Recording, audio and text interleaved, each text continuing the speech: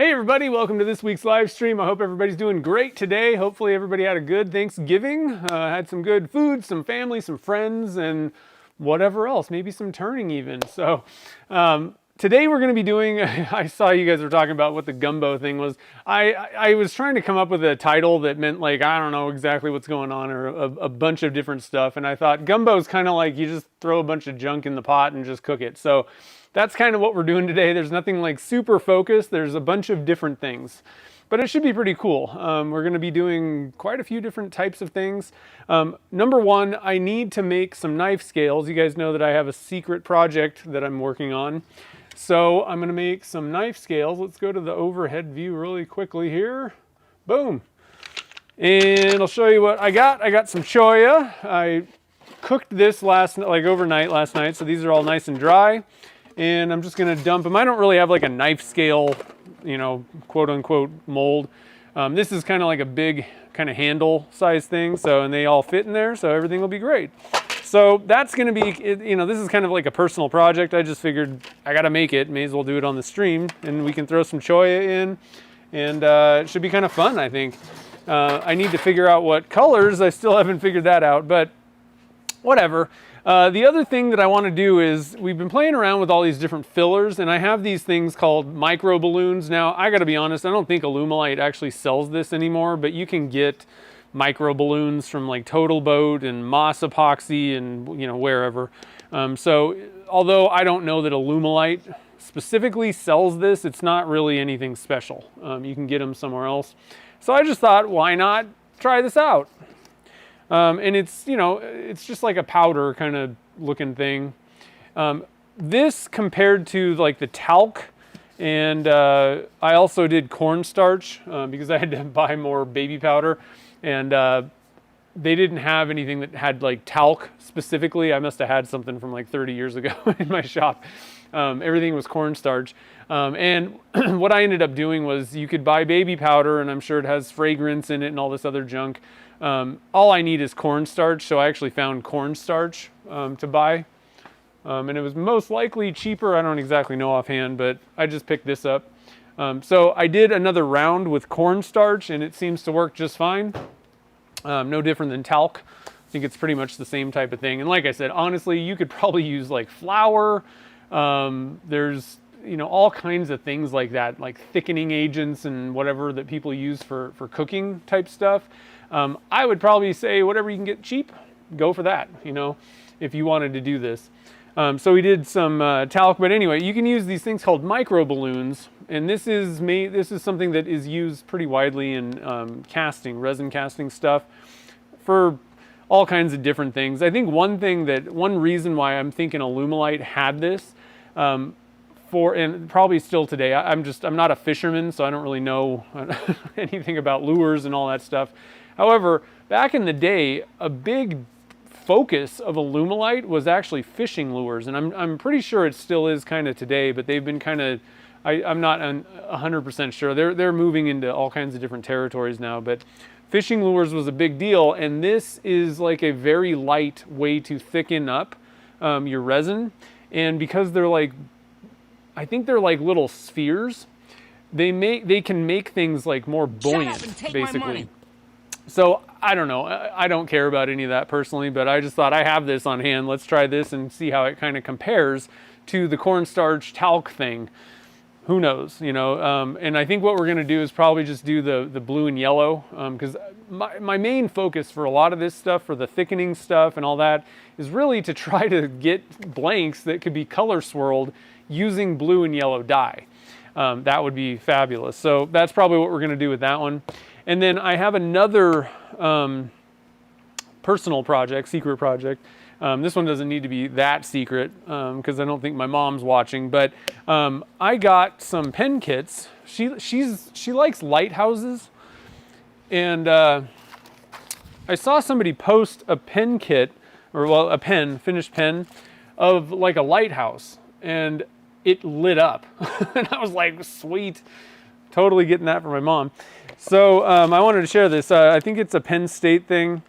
I haven't made the pen, obviously, but let me just pull out. I'm going to have to do a little bit of, I might even have to actually turn the light on. Let's turn the light on. And the problem is this kit is kind of weird, and I don't know if I can really show you what's going on, but so, and I had to like sit and read the instructions because like all these parts don't even really make sense to me. When you just open the thing up, you're like, I don't know what goes where. Okay, so this would be the nib, and then this, you know, like the nib end where the ink is on the pen. Shut up and take and it's my got money. like a little lighthouse or a boat. It's got little boats engraved on it, and it uses like the tiniest little weird ink thing. So this is a very, you know, it's not like you're probably going to be busting out millions of these. This is going to be like kind of a one-time deal or something, a little bit more. But the clip's got a lighthouse on it, upside down. So that's cool. So the clip would go there, and then on the very end, there's a little lighthouse top thing. I think this kind of screws in here. So like very end of the pen, there's like a lighthouse, and it's got a light, like an LED or something in there. Come on, focus. And it lights up, I guess. So like I was like, oh, this is perfect. So we're gonna make some pen blanks to go with this kit. And like I said, this is for my mom. She's a big Lighthouse fanatic. Where does all this stuff go? This is going there. But it seems like a pretty nice kit. Like it's heavy, and you know, I don't know. I'm sure they weren't cheap. I bought one that's like a kind of this copper color, and then I also got one that's more of like a brass. I would call it maybe like kind of like a brushed kind of finish. But it looked kind of cool. So what we're gonna do is I want to make a kind of a greenish, turquoise-ish, bluish, you know, in that range, blank for this. I'll probably just do a whole batch, but what I chose, because what I want is like water, because there's kind of like there's like a lighthouse on the top and whatever, and like a boat on one end. I figured like in between the lighthouse and the boat, water, right, ocean. So that's kind of what I'm going for on this. And this is just a simple one. There's nothing spectacular going to happen with these blanks. I'm just going to make some, and they take little batteries that go in there to light it up. So I wanted to share that. You can get this at Penn State, I think. I don't think Turner's Warehouse carries this. I didn't even look. I just kind of followed the link real quick and bought it. But I thought it'd be kind of a cool kit. I don't know. So what I chose for that, what I want to go for is this Okinawa blue. I figured that's pretty oceany. And we're going to swirl it with chartreuse. I don't know. We'll have to see. White would actually, I just thought of it, like it'd be kind of cool to try to make like the waves on the top with a little bit of white. I don't know if I'm bold enough to try that or not. Anyway, let's see. Oh, Mike! Both the Michaels. Thank you for the super chats. I appreciate it. So, and I heard there's a couple of back injuries. I'm very aware of injuries, and back injuries suck a lot. Amy's right. Those, like, no matter what you do, like, your back's involved. So hopefully you'll get some recovery going quick, and it won't be too bad for you guys. Let's see here. Any other things here? With the recipient of the special project being who it is. Well, yeah, I'm not sure if I'm going to do... I don't know exactly what I'm going to do. I need to kind of think about that one. I will try to throw some gold in there, though. Oh, thanks, Michael. De Quattro. I appreciate it. A lighthouse might be a cool shape to try to turn. I think I'm just going to go for get it done kind of thing. I don't even know how to approach that. Let's see. Randy's made 3 of those. Really nice kits. Nice. Yeah, sometimes I don't know. Sometimes you go for these like themed, crazy, whatever, very specific kits. And sometimes, I think this is a little bit more like 10 years ago. A lot of the kits that were like super, whatever things, sucked. Like they were just not good kits, and it just, so I really didn't do many of those. But I'm glad to hear it. It seems like a lot of the newer themed kits are better quality these days. It seems like most of the ones that I've done, which I don't do a lot of, I pretty much stick with like your cigar, junior variants, and Sierra type kits, because they, over time, those things are pretty good. You know, like this, the cigar kits, I think that's probably your like, that's probably like the Goldilocks zone of pen kits, because there's a lot of options. They're really good. I don't have any cigar kits that I'm like, wow, that thing after a year was just a piece of junk. Platings are usually pretty they last. They you know, they don't like fall apart or anything like that. The mechanisms and everything work pretty well usually over time. So I'm a big fan of that. And it's a reasonable price. And it, you know, looks really nice, but you're only going for a ballpoint, because some people don't want to deal with rollerball in the first place. They like ballpoints. So that's like a really nice pen kit. I think that's probably one of my favorites. The Sierras are awesome. You can just knock them out, and they're bulletproof. Like nothing ever happens to those things. And there's lots of different options. And then the juniors are pretty nice. They do pretty well. So. Oh, not for a pen. Yeah, I don't know how I was like, I don't know how I do a Lighthouse pen. So let's see here. So first things first. Now, first off, I kind of forgot to start warming up my mold for the knife scales. So I'm going to probably do that one last. Plus, it gives me some time to think about what I actually want to make for that one. I had one other thing that I wanted to share with you guys. So like I said, I did some more. I had to make some more of the baby powder blanks for the pen blank club. And like I said, I could have bought talc. You can buy talc. That's something that a lot of people use for casting also, as like a filler. But I didn't want to have to go to some random place, you know, online and wait for it forever. So I just went and bought cornstarch. And like I said, it turned fine. You know, I did a test. It turned fine. So and I did some different things. So here's the originals, and you can see, like, you know, and we saw the pens, like they were a little bit more like a dull kind of color. And I don't know if this had to necessarily do with what, you know, the colors that I chose and how much I put in there.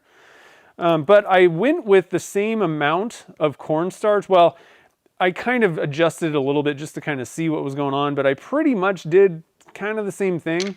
Now, the first batch that I wanted to try was fluorescent colors, and this turned out pretty wicked, but they're a lot brighter, it seems like. And so cornstarch might not be as dull as talc.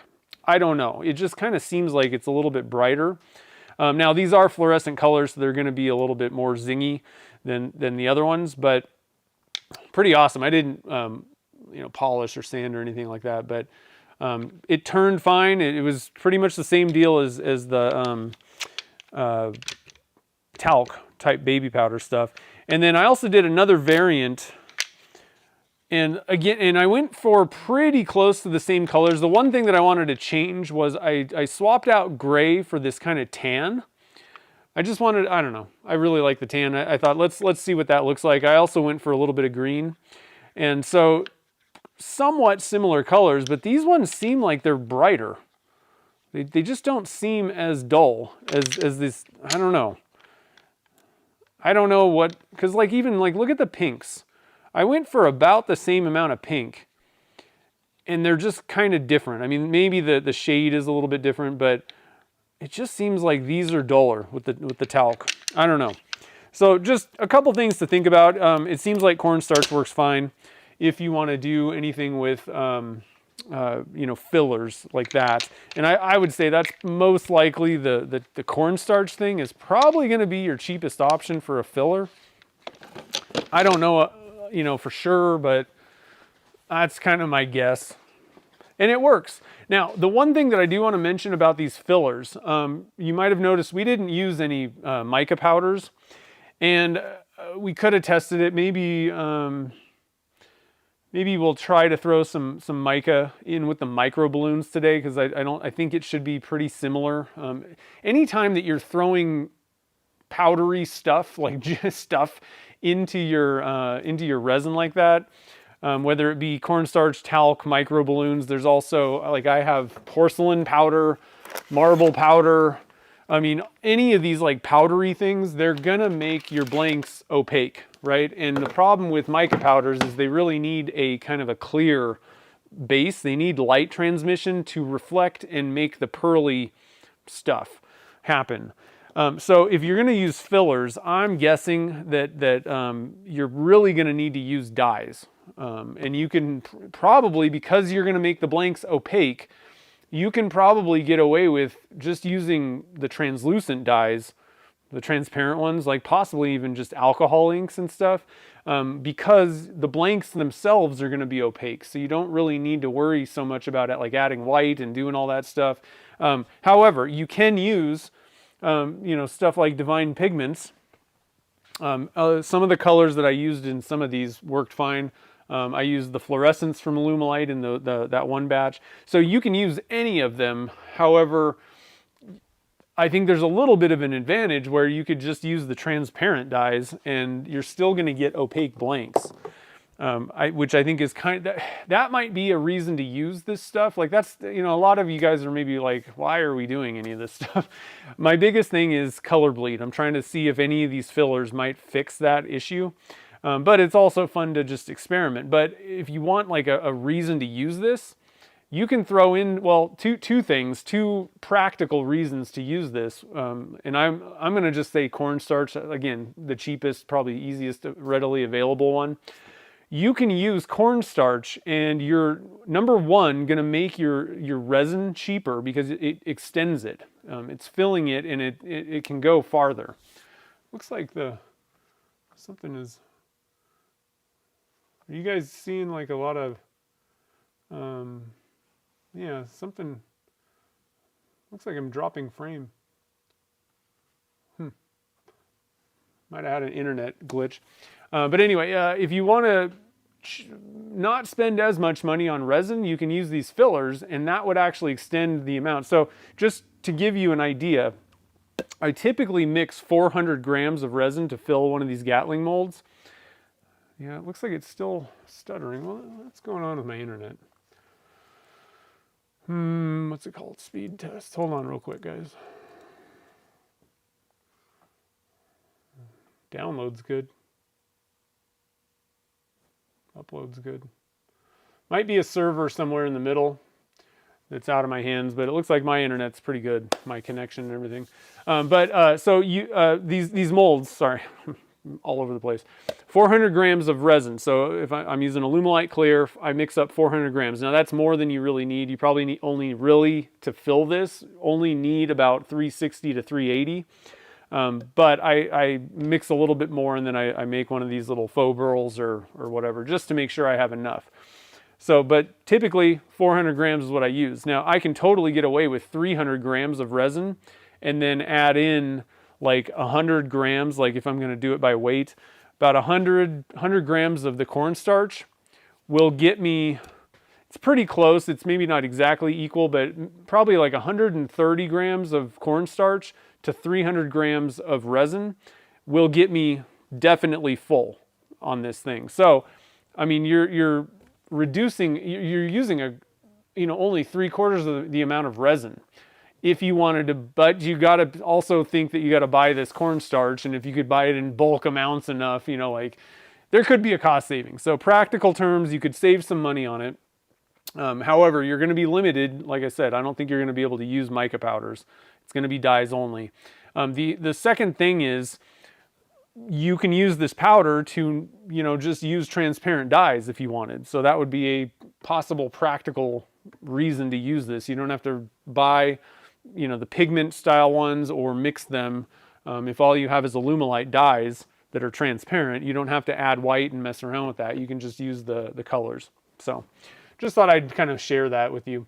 Now, one other real quick thing, I'm going to drop a link to my ornaments. I saw you guys were talking about that. So if you want to bid on the ornament, my ornaments specifically, that's what I'm linking to.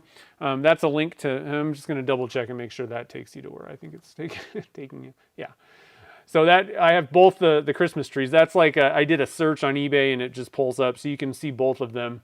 But you know, there's hundreds or something like that of the other ones. So if you guys haven't checked out the auctions for the ornament challenge, go and check it out, because there is a lot of really good ones. I've been usually on the first days, my strategy is to just make sure, like, I try to fill in, like, if anything didn't get a bid yet or whatever, I just kind of go in there and throw bids on things. And then obviously I pick kind of my favorites and throw some bids there. Mine, if you want to bid on mine, but like I said, there's, oh man, I got spinny thing. What is going on here? I'll close that.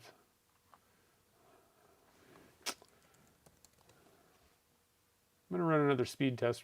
I still have good, everything's good, and the stream health is good. I think this is like on YouTube's side. Oh, that one's kind of, actually, I take it back. My uploads are not doing so good. It's good at first, then it kind of dies out. Must be the weekend or something like that. Sorry, guys. Hopefully the stream will work. Doesn't look like mine is working so great, but I'm going to keep on going until it tells me that my stream has died. So we're just going to have to push on through. So let's do the first thing. We're going to do, let's see here. I'm going to, it's funny that all the stream info says it's an excellent connection, but my preview shows like spinny death wheel. I'm gonna open up my app and see what we got here. I'm gonna see what it looks like on my phone.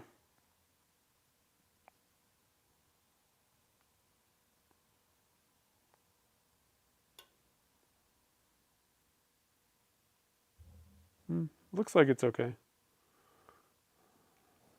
Must just be my computer or something. All right, so first things first, let's do the Lighthouse water thing. I'm gonna try to do the white, I think. I think we're gonna try to do the white.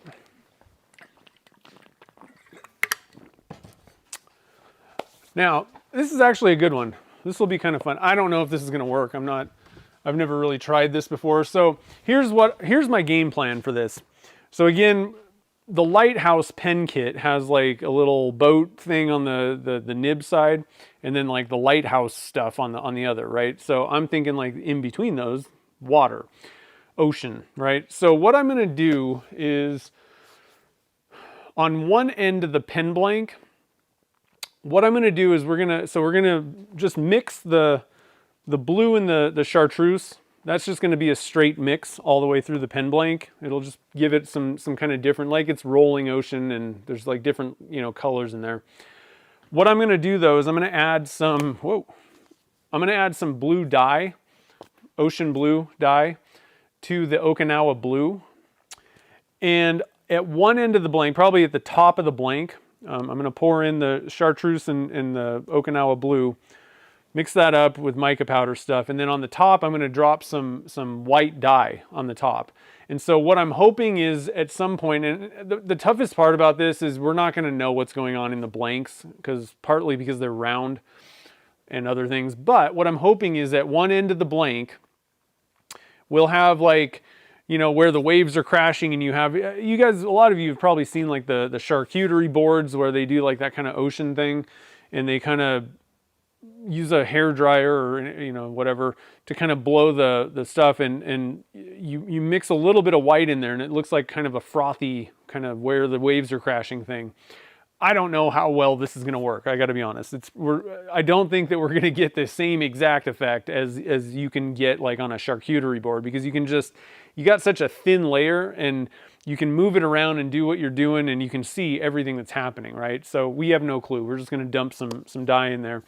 But what's going to happen is we're going to be using, you guys know, if you mix white dye with these transparent dyes, you can get areas where it is kind of, you know, transparent blue, and then it's sort of translucent with the white, and then it'll pick up and grab that color and turn it kind of opaque. You have this kind of weird thing where they mix. Do I have a... an example. I think I have an example, sort of. Yeah.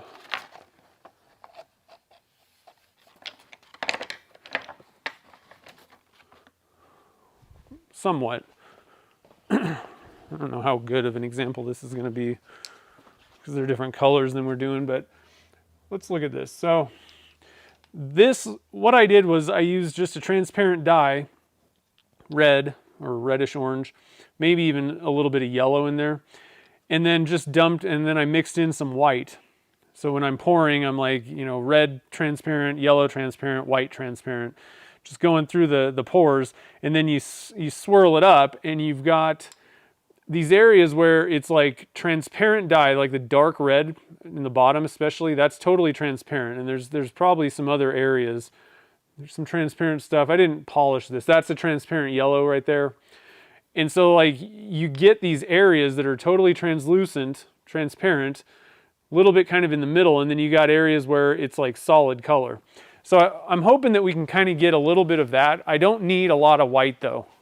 It's going to be just a very tiny amount. Most of this blank is going to be the blue and the green, or you know, whatever, chartreuse and blue.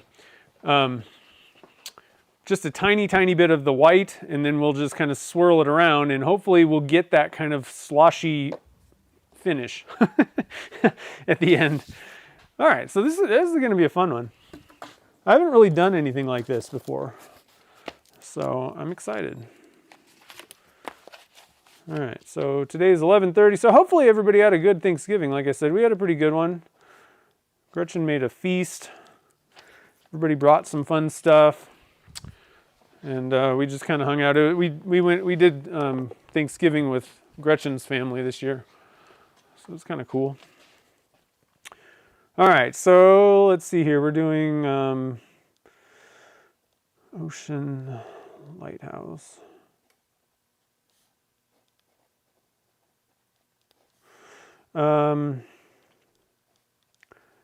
So I'm going to need 400 grams. We're going to go with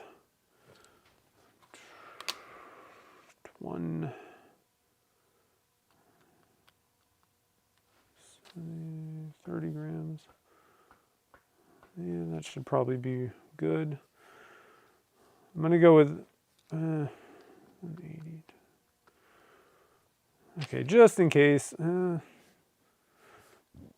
going to try this. We're going to go with 185, and then for each of the two, the chartreuse and the Okinawa blue, and then 30 grams for white. Does that actually work out? 380. 185 times 2, 3, yeah, 400. Okay, so we're doing chartreuse, and yeah, chartreuse, we're doing Okinawa blue, and we're doing white. Now for white, probably not even going to use a whole lot of white. I'm not going to add, I'm not going to make it like super opaque. I think we're going to go for like,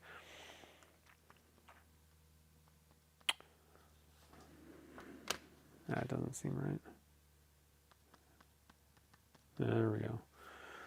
We're going to go for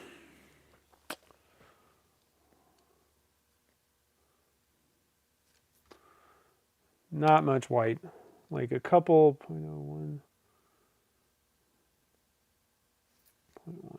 Oh yeah, not much at all. Like a one drip probably, or two, one squeeze.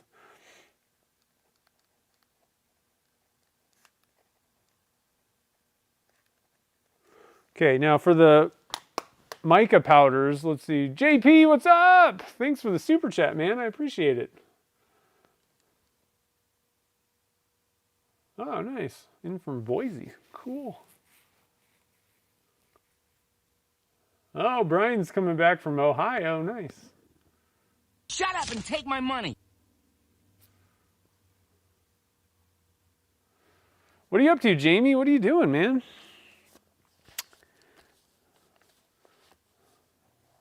Let's see here. So how much mica powder do I want? I want... let's see what... I'm going to start with 3/4 teaspoon and see how I feel about that. And then we're going to pour this at about 95 degrees. It's 68 in my shop, and we're going to use the regular stick to stir it up. One other practical, I'm going to switch to this camera view just because this is important. But one other practical possible use of adding like at least cornstarch. I don't know about this microballoons or the porcelain powder. I think the porcelain powder and the marble powder would probably totally fit into this. I'm just not 100% sure how this microballoon stuff is going to work, but cornstarch for sure. What I found is it really extends the open time, it seems like. Now it gets super thick, but like the temperature when I'm taking I don't think that I ever hit like above 90, 95 before I was like, I think I need to pour this. Like, so it thickens it up to the point without hitting a high temperature. I think you have a lot more working time is what I'm saying. So I think it could extend that. I don't know why it's doing that or why it's kind of seeming to slow it down. I don't know if it's maybe, I don't know if I don't know if it would harden at the same rate, but it's like a lower temperature for some reason. I don't know if that's the case, but it seemed like I was sitting there waiting forever. So I think you could squeeze a little bit more time out of it if you wanted to use that stuff. Face cam, it's serious. It's serious. Yeah, I know the microballoons they're spheres. I'm not sure if it changes how it works compared to like a powder type thing is what I was saying. And I don't know how the microballoons exactly work anyway, but just for that specific thing, I don't know if it's going to affect the open time or anything like that, or the working time of the resin. So just wanted to mention that. But what I've found is it seems like you get a little bit more working time with the cornstarch. But again, I mean, there's drawbacks. I don't really think you're going to be making just normal blanks. And you have to put quite a bit in there, I mean, I was talking about like 100 grams of cornstarch. That's quite a bit, honestly. That's a lot of scoops. I need a stirring bucket. Ooh, brand new stirring bucket. How exciting is that? Okay, so let's get this thing rolling here. I'll get my powders ready, I guess, while we're sitting here.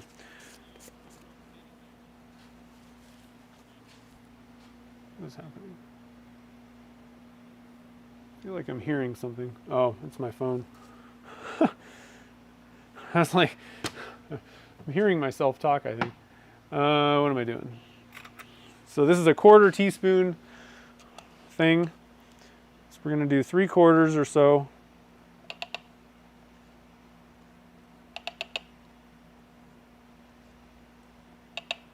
Okay, so we'll try that.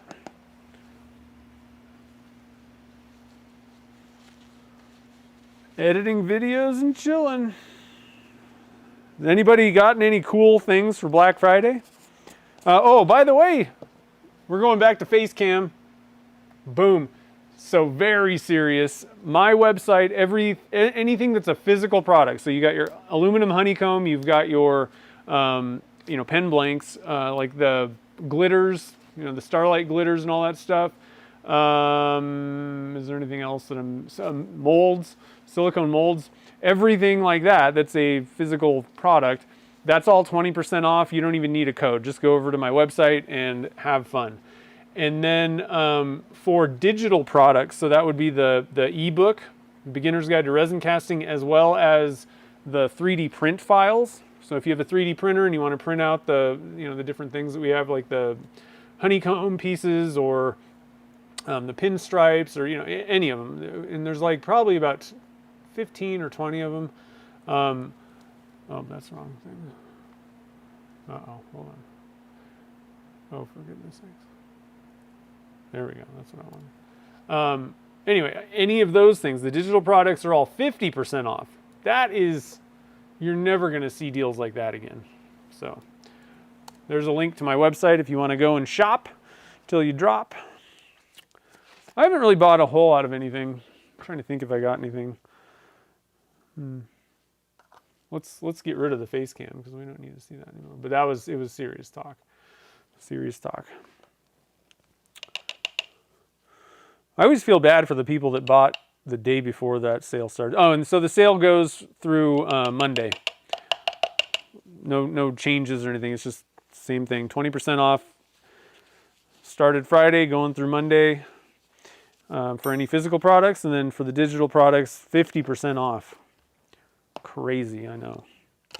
All right, so we got our colors there. I'm going to put some blue dye in with this so that we can maybe get a little bit of frothiness mixing. I don't know if that's actually going to really work the way that I really want it to, but we'll see. Otherwise, the white wouldn't really react with anything. It's not going to react with the mica powders. It would just be white added in with these other two. And again, I'm not going for a very opaque white. I want it to be kind of like translucent a bit. So I'm going for not very much, like a drop, one drop in there. Okay, so let's get to mixing, huh? Let's do this. Kid Cooper, what's up, man? I haven't fully started the pen company totally.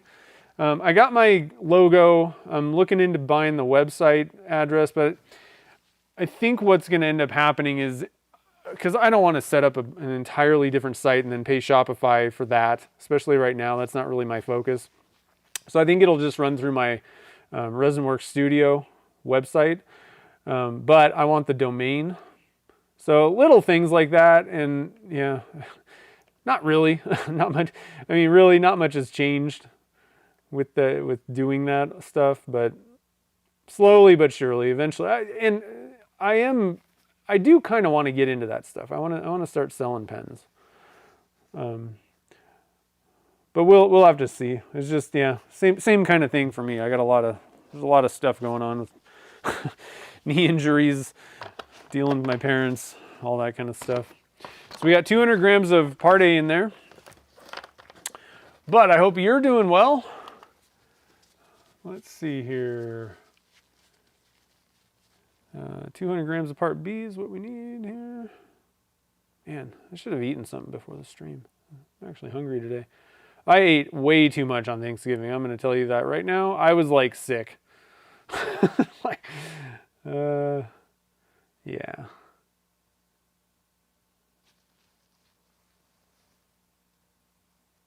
Yep. It was just so tantalizing. You put all this food in front of me and I'm just going to eat it. So, yesterday was a little bit challenging. But it was good. All right, so we're mixing this guy up. This thing actually, it doesn't matter. Do that. Stir this thing up. Yeah, that's what I would do is I'm going to get the domain and then it'll redirect to like the page on my website. But I do want to secure that. And then I got to do, the other thing I got to look into is I probably want to set it up as like a DBA under my LLC or something. I don't know. There's that. I'll let Gretchen help me with that because she knows all that junk. Taxes and whatever, I don't know. Just trying to think about like the setup and all that stuff. But other than that, eventually I do want to get like pens listed on my website sometime, but all these things take time. The biggest problem is my focus is really blanks, you know.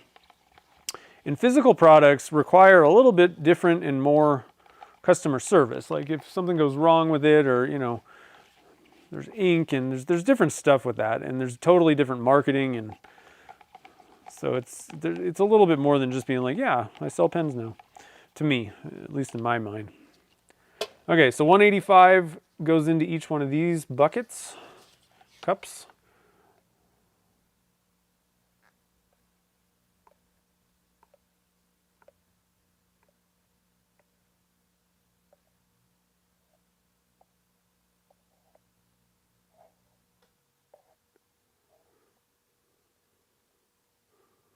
Okay, 185.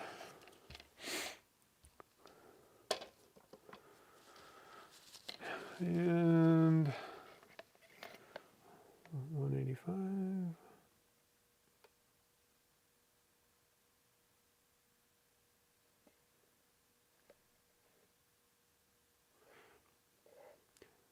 Technically, so we were talking about the domain thing. Technically, what I want is a totally separate thing. But I don't want to pay Shopify for an entirely other website that, especially the way that I see it, at least at the beginning, pens are definitely not going to be my focus at all. Someday, maybe I'll kind of transition into that being a little bit more prominent, let's say. But at the beginning, no, it's not going to be at all. It'll be kind of almost like an afterthought for a while. So I'm not going to pay for a website at that point. I do like Shopify though, I'll say that. Because I used to have a WordPress, whatever, I did kind of my own thing. Now I'm not even going to get 30 grams out of this because I would have had to, you're always going to leave some resin in the cup, So we really got only about 20 grams. That's fine, whatever. I really don't think we need that much white because I don't want it to overtake the blanks either, So 20 grams, we really only need like 0.05. So it's one drop of, this is Alumilite white dye. Is all we're doing. I'm going to look at it and see and make sure that that's what I want, but I think that that's really all I want.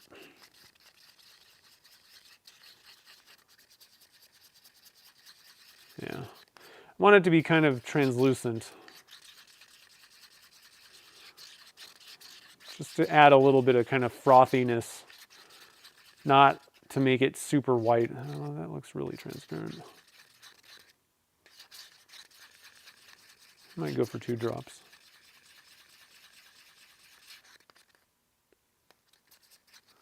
I'm going to do 1 more drop.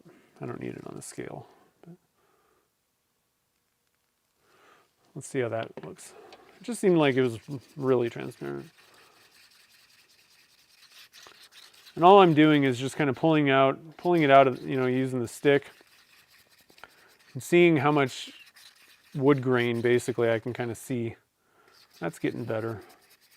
I still want it to be kind of transparent, like translucent, but yeah, that's what I'm looking for. Okay, so we got our white. Boom, boom.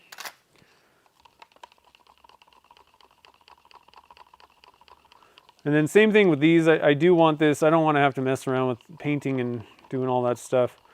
Especially with this kit, like I would actually have to pull out a paint can to cover the tube, which I still may do anyway, because I always recommend, if it's a pen that really matters and you don't want to get to the end and be like, oh, there's some brass, that's great.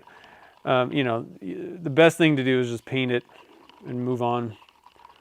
However, I still want it to be, I don't want it to be see-through. So that's pretty good. Actually, with the chartreuse, I'm not really seeing a whole lot of stick through there. That's good. And each mica powder is going to be kind of different. You can't just say, well, it works for this color, so all I need for, anytime I make a pen blank, 3/4 teaspoon for this amount of resin is always going to work. It doesn't work that way. Some of them are very see-through. A lot of the like lime greens I've found over the years are just like there is not any amount that you can put in the cup and it's going to be not somewhat see-through with many of them. So just be aware of that. Like you're going to have to kind of check and make sure, especially, anytime you use a new one. That looks pretty good too. Can't really see through that. And why we're doing this is because the problem is, we're taking a really pretty small amount of resin, 3/4 inch diameter. We're drilling a hole through it, so we're taking out a bunch of that material, and then we're turning it down to a pretty thin amount. And if you just don't have enough little particles of color in there, it's just see-through. There's just not enough like mica powder per square micron or whatever unit of measurement you want. It's just there's just not enough color chunks to actually provide a barrier, so you see right through it. And I found the best way to do it is just, you know, use your stick and just pull a little bit out, because that should give you a good idea. If you can still see the wood grain, it's going to definitely be see-through, or you know, you'll see the tube. I mean, I still sell pens, you know, so that's the thing. That's one thing, talking about the pen company thing. If anybody sees a pen that they're like, oh, I wish you would sell me that, ask. It's just that I am not really willing to put a lot of time into like marketing and selling pens, listing them and you know, there's a lot involved. People think it's like super simple, and it's not that hard, but it's also a lot easier just to not do it. Okay, so we got our cups here, and like I said, I'm going to just kind of mix these two guys, swirl it around, and then at the very end, we're going to put a little bit of white on top, and it should be kind of cool. So I'm going to check the temperature of these guys. I'm going to pour around 95 degrees. We're at 85 now. So let's see here.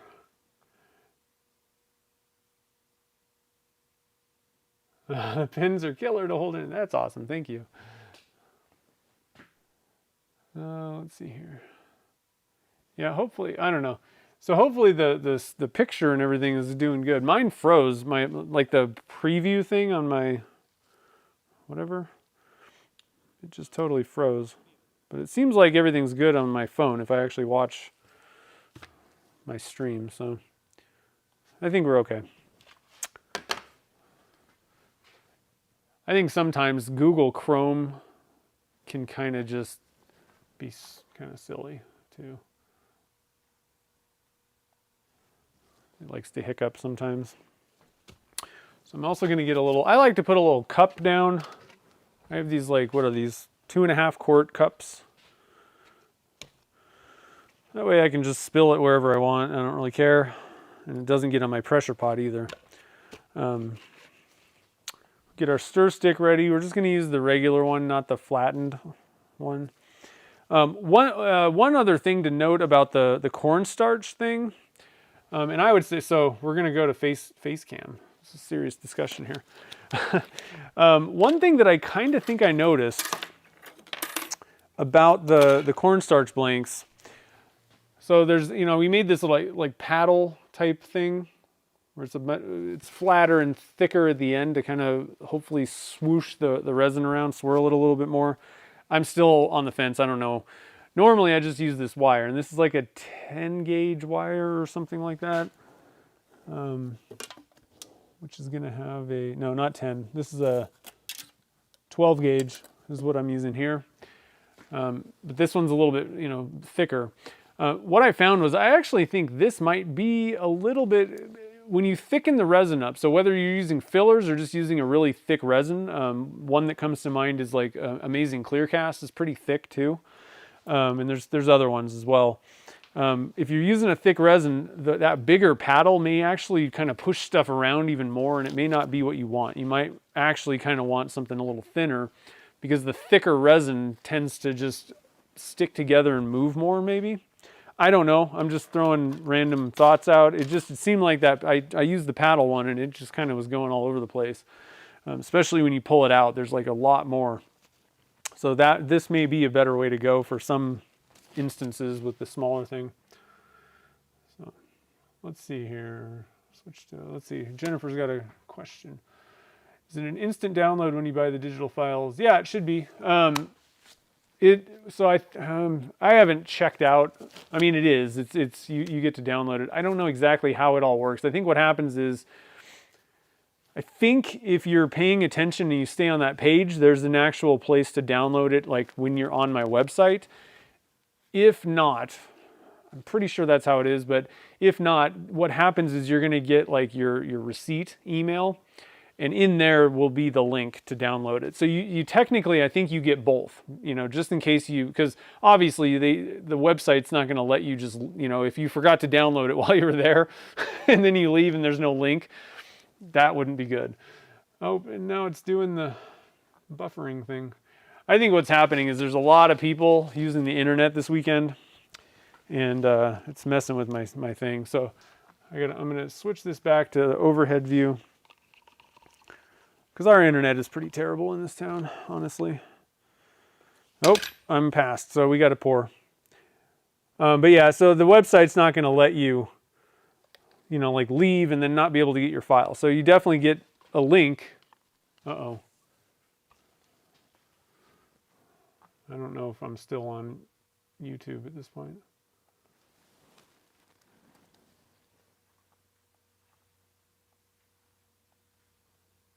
Am I still going? Looks like I'm still live.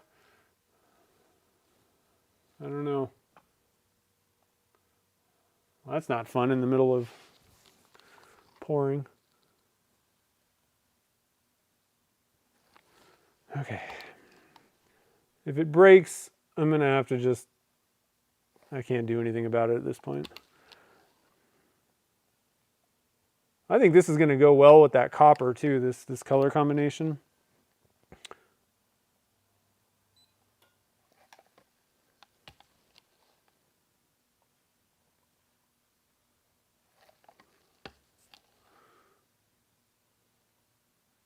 Now I'm watching how close we're getting to the top.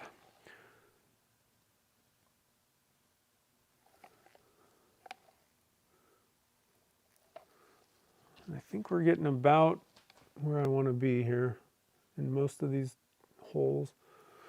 Okay, so I'm going to start doing the white. And then I'll kind of layer.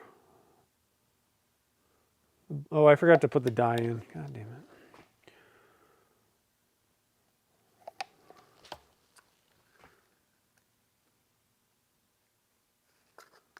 Okay, well, they'll be what they are.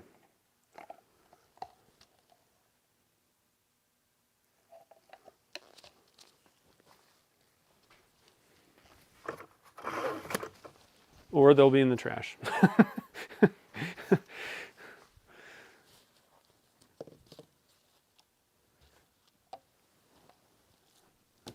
Okay, let's give them a stir.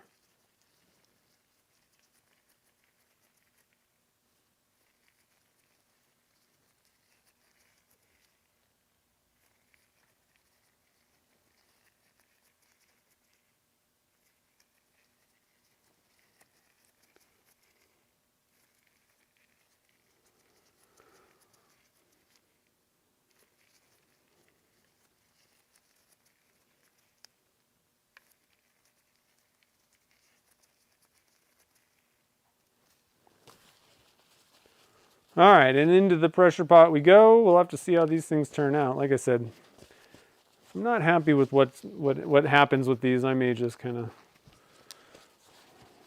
set them aside and redo. Sometimes that's one of the tough things. Is if you have something in your head, now obviously I forgot to put the dye in, which is gonna obviously is not what I wanted to do, but sometimes even those colors, I'm kind of looking at them like, I don't know if that's exactly what I was going for. So I think the Okinawa, I think if I would have added ocean blue to the Okinawa blue, I think we would have been more on track in the first place. But a lot of times you got something in your head and you pour it and the blanks come out and you're like, nope, that's just not what I was aiming for right there. So, you know, don't feel bad. I mean, that kind of thing happens a lot, you know, to me. I got to redo things or kind of, you know, adjust slightly what the pour was or whatever, like adjust the colors or adjust how I, you know, do the pour maybe in some cases.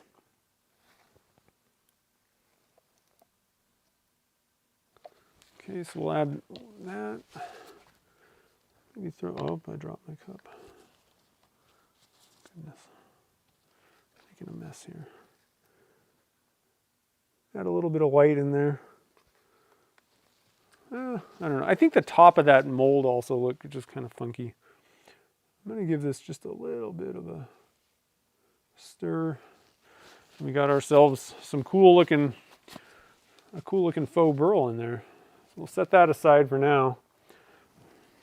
Probably be able to finish top that one off at the end. But like I said, you know, don't feel bad if you're like, oh, I poured these and they didn't turn out what I wanted. It happens a lot. You know, and depending on, you know, in some cases, I'm not going to throw the blanks away. I was just kind of kidding about that. But in some cases, you may have to, like, you know, redo them. And like, okay, well, these ones are not what I want. Let's try something else, but these are not going to work for this project. It happens, you know, pretty often.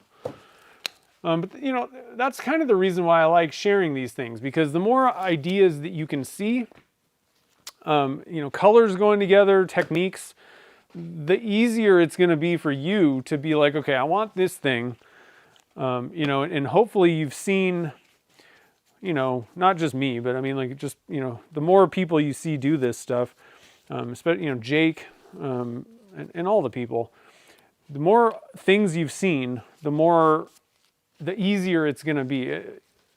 And you know, the more practice experience you have, the more that you do this stuff, the more that you'll be able to just kind of figure out what, you know, what do I need to do to get the thing that's in my head. But no matter how much you do, every new thing is different. It's a little bit of a challenge, and you may have to do something different, or, you know, come up with a couple different ways of trying things to get it nailed down the way you want. The cool thing is, along the way, you know, you may not have, these may not be what I want, but these may be like a really awesome blank that I would have never came up with otherwise. So it's pretty cool. So let's see here. It looks like the stream is still okay, it seems like. But anyway, so going back to what I was saying about the digital downloads, you're going to get an email and there'll be a link and all that stuff. And if for some reason you don't get the email or don't see that, just shoot me an email, and then I can resend it, or, you know, figure out what happened. Because on the website, I actually see when it's like, oh, we sent the you know, the sale, you know, like the purchase confirmation thing, and the, you know, I can see everything that my website tried to do or should have done, and figure out where, you know, something was wrong, or, you know, like somebody was like, why didn't I got an email from someone, they're like, why haven't I gotten any emails about anything about the, you know, the sale thing, and I got nothing. I checked out, where are my blanks? What's going on with my order? And it turned out like somehow he didn't even enter his email address. I don't even know how that's possible on a website, but somehow he did the whole checkout thing and didn't even enter an email address. And I'm like, well, we can't send you an email if we don't know your email address. So I can go in there and see pretty easily what's going on, but, you know, all it takes is I just gotta say, you know, send again. A lot of times when people don't get something, it's because it went to spam. So that's the first thing to check. But Jake, who?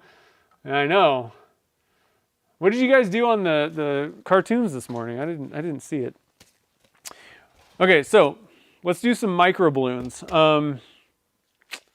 Let's see here. Now, one thing I do want to mention, on all of these things that I've bought from other places that are like whatever casting things. So I have, and I don't know if Alumilite sells this porcelain powder stuff anymore.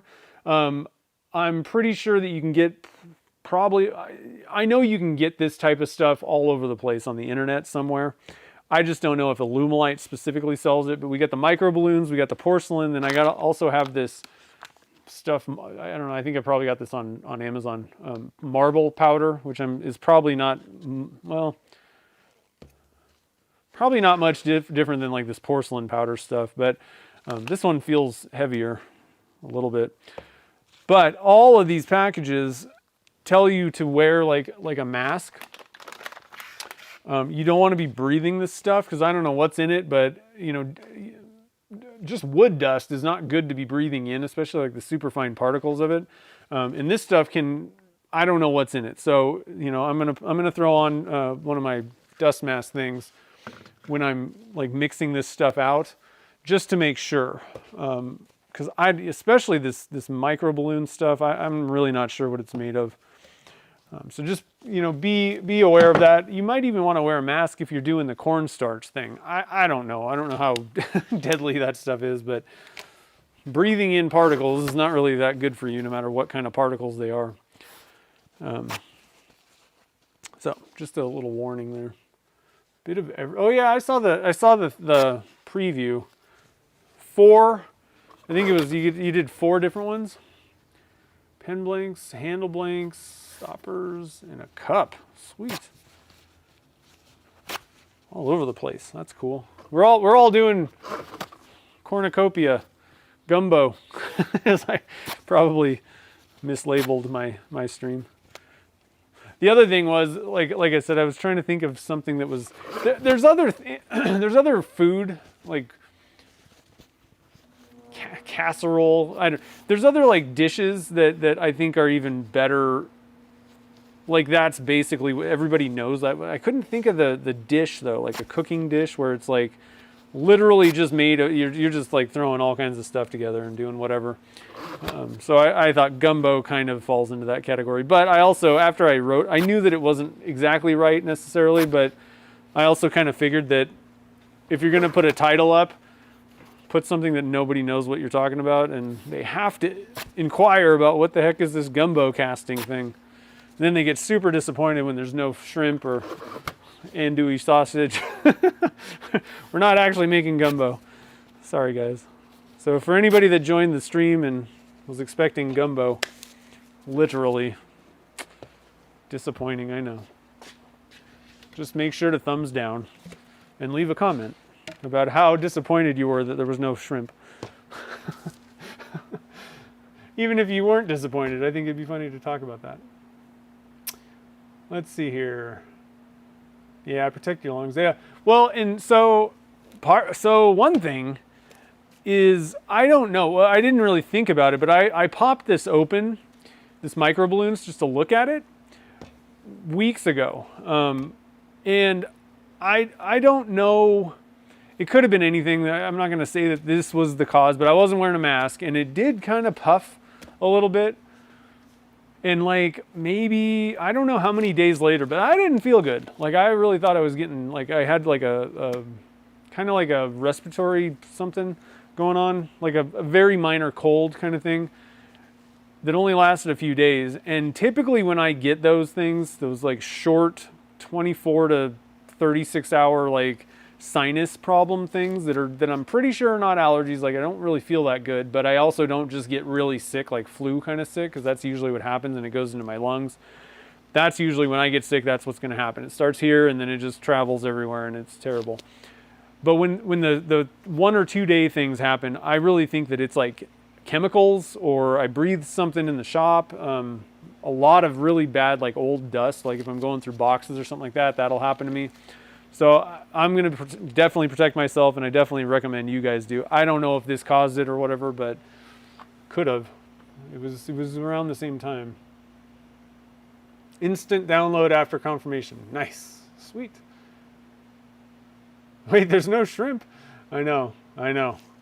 Dude, gumbo is awesome. Actually, Gretchen makes a killer gumbo too, and I actually, the reason that ended up in a title, I literally last week requested Gretchen's gumbo because we were looking at a restaurant and we looked at their menu. We were trying to pick where we wanted to go to dinner, and so we're like, well, what do they have, you know? And this one place has gumbo on their menu, and I've had it, and I'm like super disappointed with it. I'm like, yours is way better than this. Like, I'm not spending money on that. So that's why the gumbo ended up in the the description today. All right, let me go get my RZ mask. So RZ masks came out with like new ones. I don't know if you guys knew this. Technically, I am an affiliate, but I have no clue where my like affiliate links and all that junk is. So the old ones, like you had to mess around like to replace the mask things. Like you'd have to like unscrew and do all this junk, and it like honestly, it was just not. It wasn't that bad, but it wasn't fun. Like replacing when you had to replace the mask thing. So they got new ones, and they're all just snaps, and the little like the puck things, the diaphragms and all that stuff. It's all just built into the mask. You buy this, and it just snaps in. You don't have to mess with all that junk anymore. And they come with 3 different strap methods. So there's like the over the head one. There's like a ear loop one, and then there's this. So pretty cool stuff. RZ Mask kind of innovating stuff still. Coming out with some new designs that I think are definitely an upgrade I like this new system. I mean, now it's not doing anything a whole lot differently, but definitely when I have to replace these things, I'm going to be very happy. I don't have to like totally disassemble the whole thing. Okay, so the mask is going on. What I'm going to do is I'm going to get this stuff ready ahead of time. So we're doing the yellow and the blue. I'm going to swap this thing out because I don't like sticky. I'm going to take this mask off for the moment because I don't know what we're doing yet entirely. I'm talking about it. What I'm going to do is I'm going to put. I'm going to scoop that later, actually.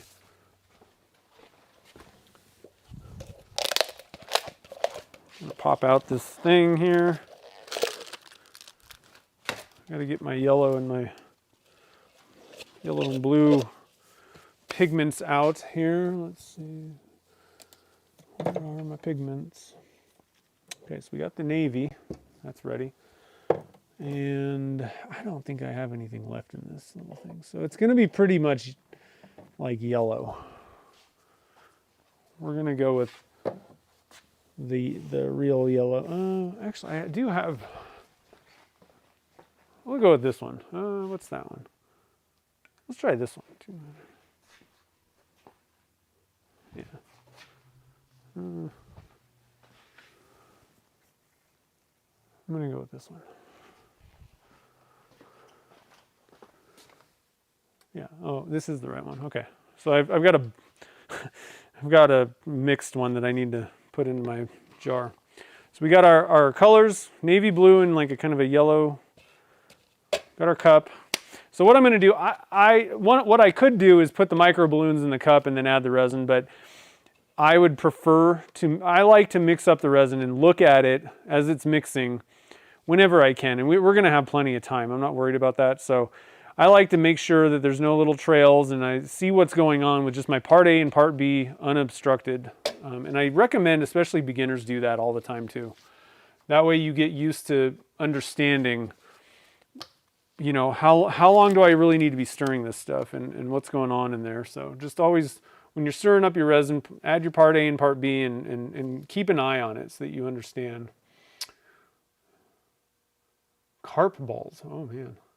Yeah, it's a totally useless fish. Take the fish and make, oh, little hush puppy things, that sounds good. Cool, okay. Let's do, oh, I gotta write my notes here. Let's write some notes. Turn my pen back on. All right, so number 2 is micro balloons.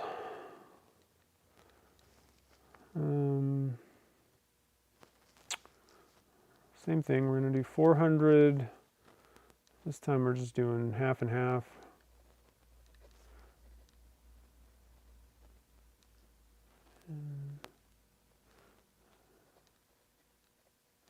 Hello.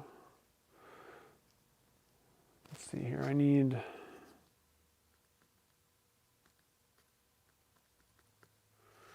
I'm going to put 5 grams in each one. No, we don't. We probably, oh, so here's another thing is you're probably, if you're going to add a bunch of filler stuff, at least with the corn flour, or I mean what was that stuff? The corn starch or the talc. And most likely if you're using like that porcelain powder thing, or I'm not 100% sure on these micro balloons. I do think it's going to probably be about the same type of thing, but I don't know for sure. These are a little bit different. You probably don't need as much dye. Definitely you're not going to need as much to like make it opaque because it's going to be more opaque. So that's another thing is you're probably not going to need as much of the dye that you normally would put in there. So I'm going to go back and look. I did put, let's see here, what do we do? Dye, blend, baby powder. I did put 5 grams when we did the baby powder, but like I said, I really don't think that we need to put that much in necessarily. I'm going to try 2.5 grams and just see what happens. And then we're going to do the regular stick. And we'll have to see how this thing goes, but I would normally pour it at about, let's see, what did we do? We did 105 with the baby powder. We didn't put much baby powder in though. When we did the actual baby powder blanks with the navy and yellow, there was not much actual baby powder put in there. So I'm going to say 100 degrees is where we're going to pour this. I usually bump it up just a little bit when I'm doing pigments anyway. Again, to reduce the color bleed problem. I just don't know how thick it's going to be, so this is just kind of a guess before we start. So we got our notes, we got everything ready here. Let's zero our scale, mix some resin, and let's go to town here.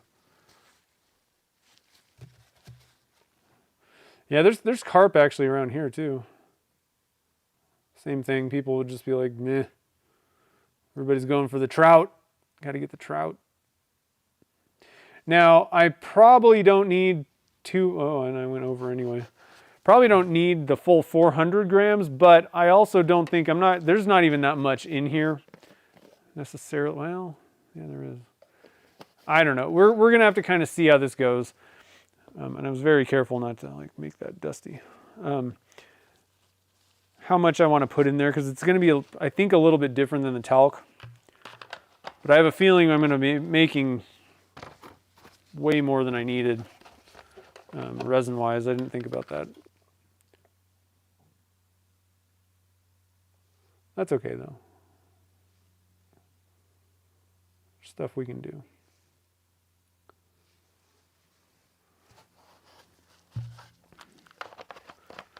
All right, so we got our resin ready. Let's get this stuff mixed up. Yeah, there's some really good food in the South.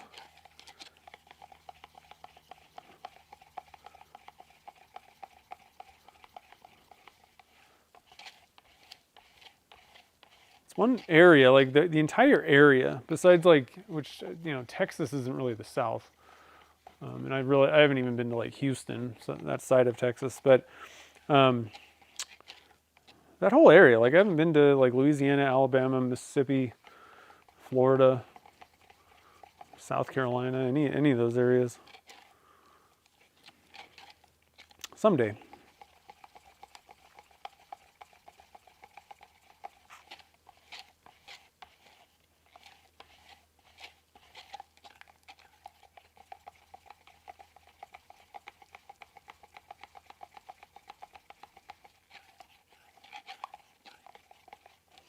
Okay, now I'm putting the mask on. We're going to put the microballoons in. I'm going to do, let's see here. I'm going to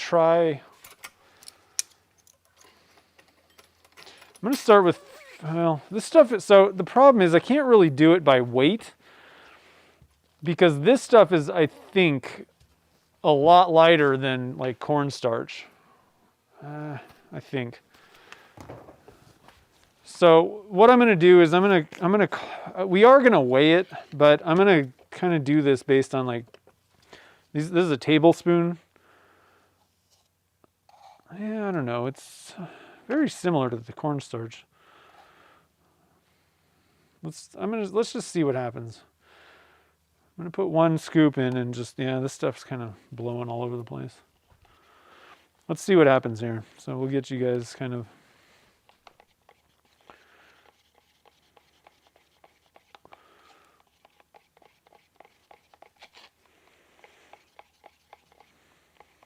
very similar to the cornstarch. I'm going to be pretty honest here. I would say that it kind of seems to maybe mix in a little bit better than the cornstarch. So there's 1 scoop. Let's do another scoop. So that 1 scoop was only 2.3 grams for about a tablespoon. Oh, I just puffed that thing.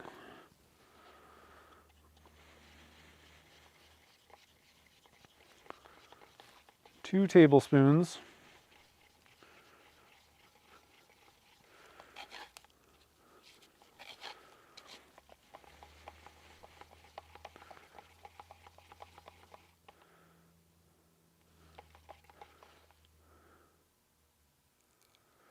That's pretty, it's a little bit thick. Let's do one more.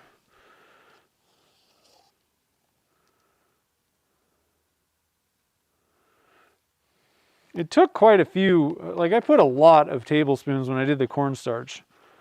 I mean, you know, 200 grams.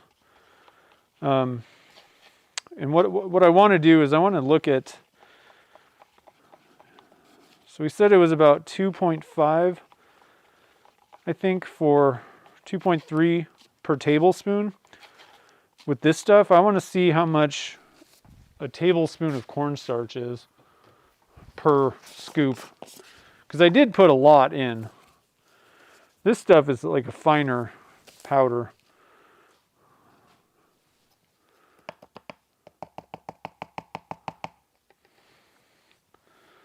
So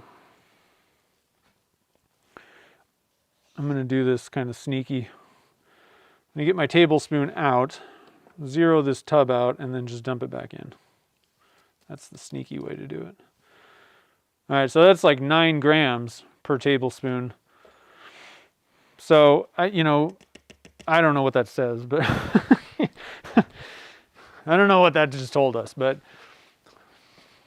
there you have it.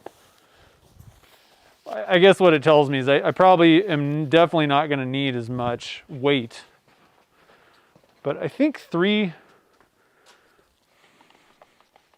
I don't know.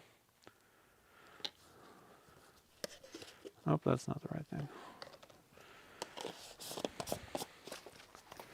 I don't exactly know what we're doing here. We did 3. Let's do, no, I zeroed it out now. 4. Let's do 5 scoops. Just see what the heck happens. I don't know.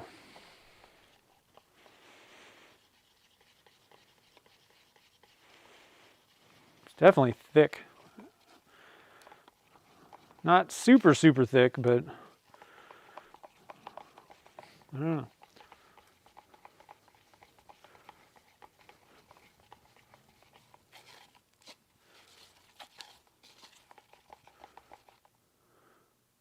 Pretty thick.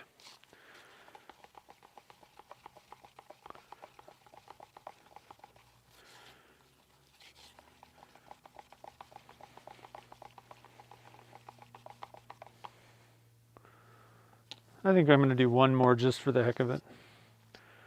So 6 scoops.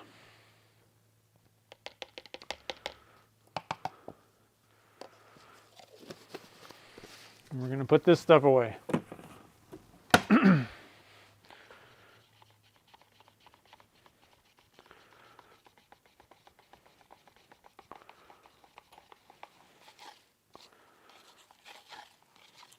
Now I don't know if Illumilites, I couldn't find microballoons on Illumilites website. So I don't know if they sell it at all anymore. I did find microballoons available for sale. The cheapest place I found was actually Total Boat. Moss Epoxy has some too. That stuff seemed really expensive. But the other thing is, I don't know if there's like slightly different versions of it, because some of them said like specifically glass spheres, and then other ones were like kind of had a slightly different, they didn't say glass spheres. So I don't know if there's like different types or whatever. I don't know. That's pretty thick though. Okay, so I think we've got more than, this is going to be more than 200 in each cup. So let's go like 225.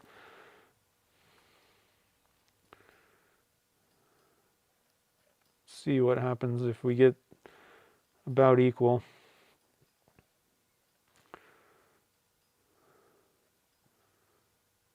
Okay, pretty close. 225. This stuff is not that heavy, so I'm kind of guessing that I probably put a lot more of the cornstarch in.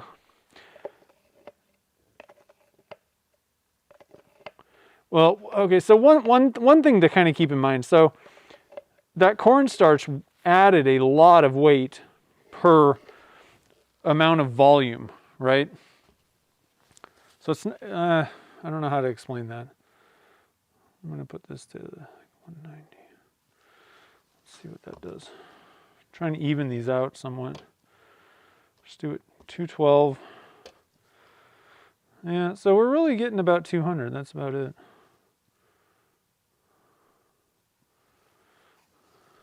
Don't really change the weight much. Added a little bit more, but not that much. So now I got to add 2.5 grams of yellow. Is that right? 2.5, yeah.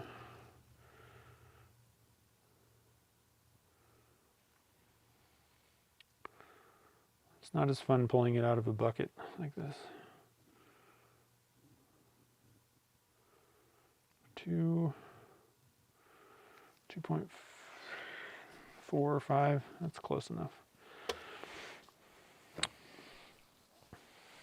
Nope, that was open. Good thing I didn't shake that with the, with the lid open. Ah, these pigments are killing me. Okay, and then 2.5, this is much easier. Oh, I went a little over, 2.7, that's fine. Okay, so let's see what these guys look like. What do you guys think?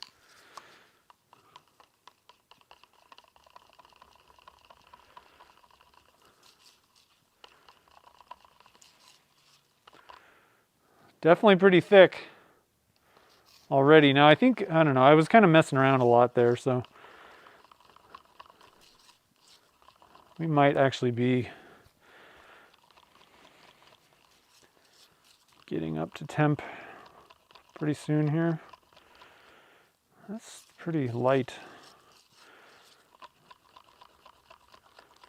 Seems like. I think it's light. The micro balloons seem to be kind of, I don't know if there's, because there's a bunch of air or what, but even with the cornstarch, like if you got a dye recipe that works perfect in clear resin, it's not going to be the same if you add a bunch of micro balloons or cornstarch or whatever. So I'm going to go back up to, we're going to go to 5 grams because I want it to be darker. That stuff is just kind of basically imparting kind of a white into the mixture kind of thing. So it'd be like adding white dye to your pigment. So it's kind of lightening it and just kind of dulling it. So we're back up to 5 grams. I'm going to make a note of that in the notebook. There we go. A little bit richer color.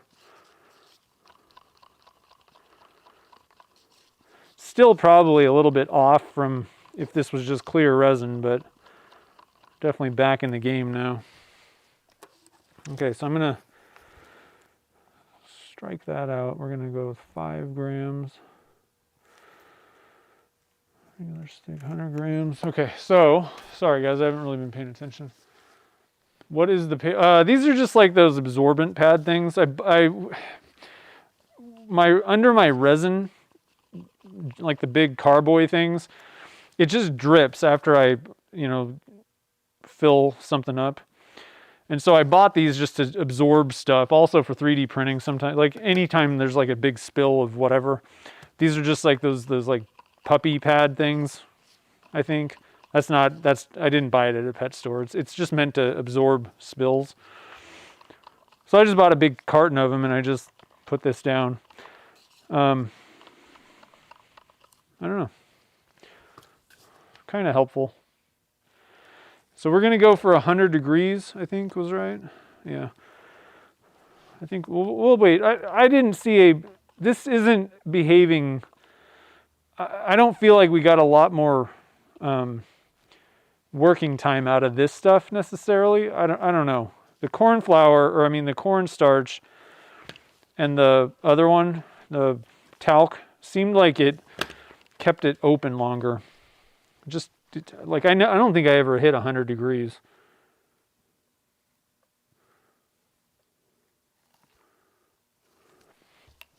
So again, the main thing is I'm trying to see if this will help reduce color bleed. It's a big ask, honestly. But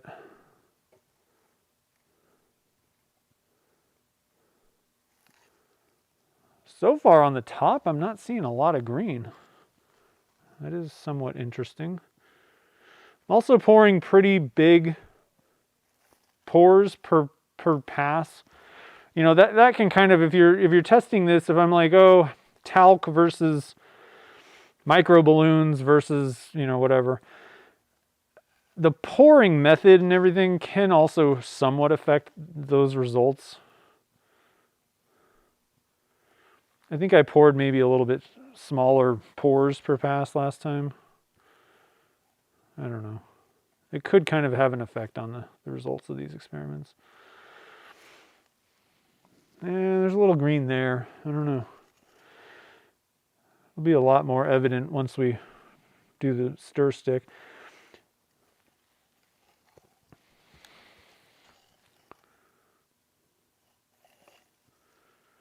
Yeah, there's a little bit of green. I don't know. Blue and yellow is just a really tough one. So let's see here.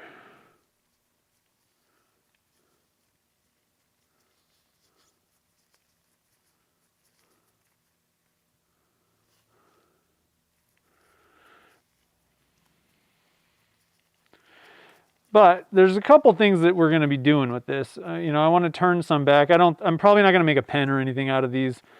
I'll probably just make one of those little sample blanks. But I'd like to see how this stuff turns and kind of compare that to, you know, how does it turn compared to a regular blank? How is it kind of compared to that cornstarch or talc?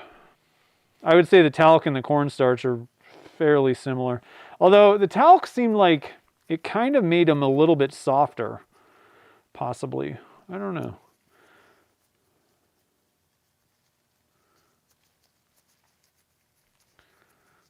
I think you are going to see slightly different characteristics from, you know, even between, like, if you just use like flour versus cornstarch versus talc. I think that you know, there's going to be slightly different things going on with the, you know, how the material behaves. Some of those may make it a little bit softer or harder, or, I mean, heck, some of these things might make it kind of brittle. You never really know. All right, so into the pressure pot this goes. And we got quite a bit of resin left, so what I'm going to do is we're going to get this thing kind of ready. And I think what I'm going to do is I'm just going to dump these at the same time. This little tray thing kind of helps. I'm going to try and kind of squish the cup a little bit. Works better with paper cups, but I'm basically collapse the cups down.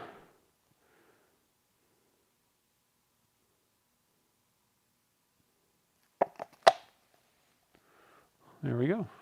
That's an easy way to do half and half. If you want a Wolverine's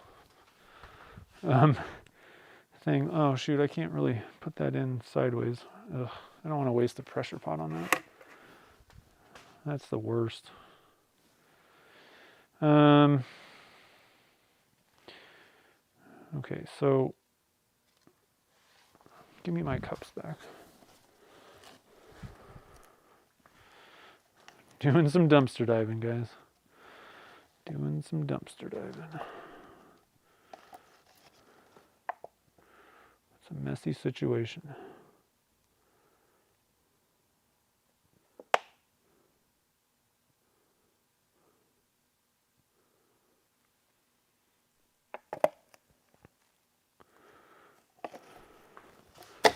Okay, we went for the full pour. With stuff like this, if you're adding a ton of, you know, filler material or something, there's going to be a lot of air bubbles. So I wouldn't really recommend just pouring off the excess and just letting it sit on your counter.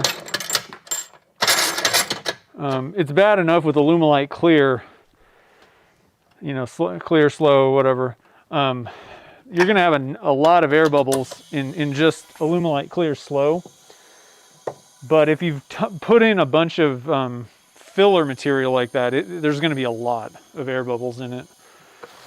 To the point where I kind of gets to the point where it might even be a little bit kind of not, I don't know, it's over the limit for me with how many air bubbles and stuff might be in there. Okay, so we got that up to pressure. I'm gonna switch to the intro view here. So I'm still wearing my mask. You can probably hear my voice. I don't know I don't know how to feel about that.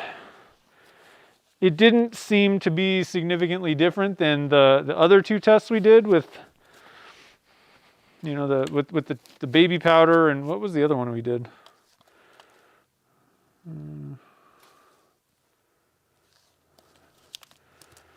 We do another, what else do we do color bleed with? Maybe just the cups, I guess, or something. Split cup. I don't know. I don't know. Like I said, it didn't really seem like it changed a whole lot of stuff, but we'll have to see on the results. And like I said, I'm probably not gonna turn a full pen out of that thing, but just kind of do one of those kind of quickie turn the sample type down and see what kind of results we got on the color bleed, but also to kind of share, okay, how do these microballoons turn? So far, I see no problem whatsoever for pen turning applications adding, and I think I can take this mask off now.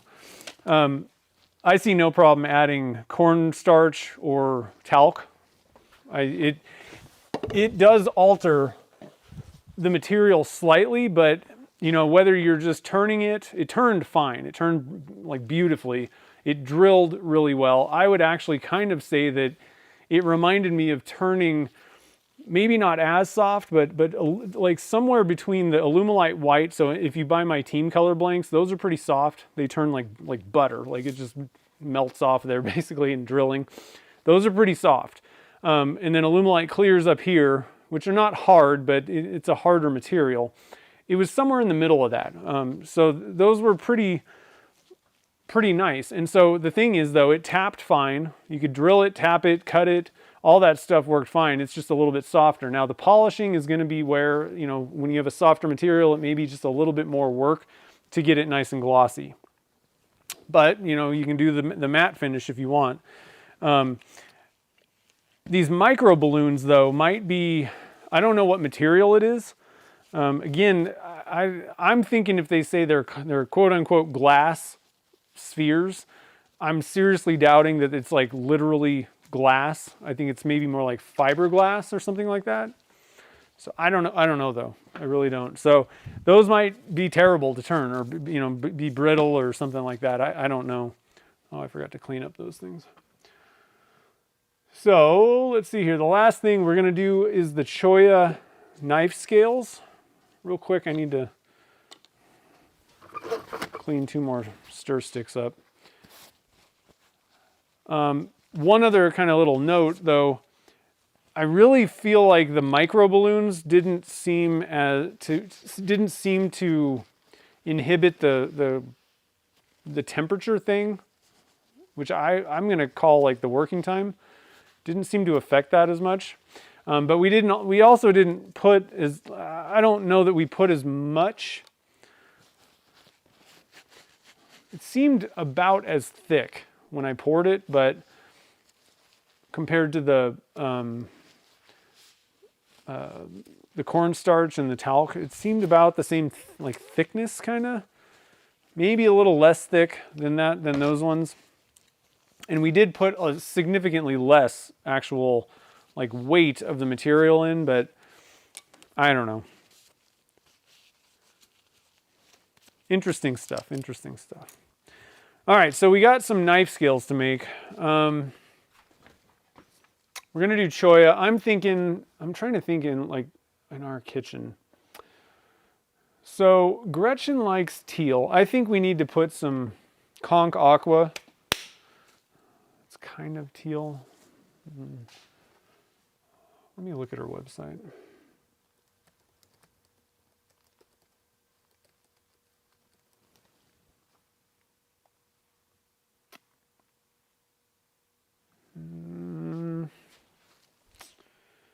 It's close.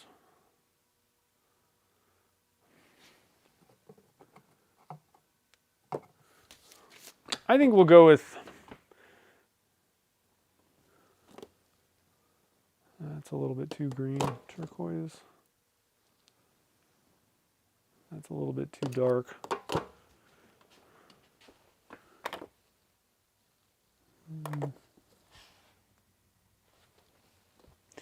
I'm just looking for the right color here.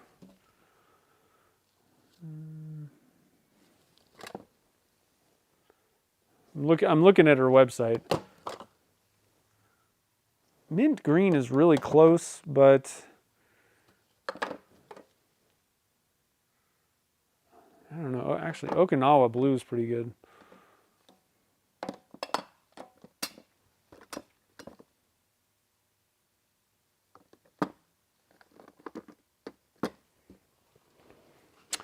I'm thinking, I think we're going to have to go with like a mix and see if it works. I think I'm going to mix, I have this Saigiro, I don't know how to say this, Saigiro green, and I think I'm going to put it with Bahama blue, see if we can kind of get close to the right teal. And then white, I want to get in there. And Mike wanted a little bit of gold. We'll put a little bit of the gold in there on one end. And white, and let's see. Maybe we could just do,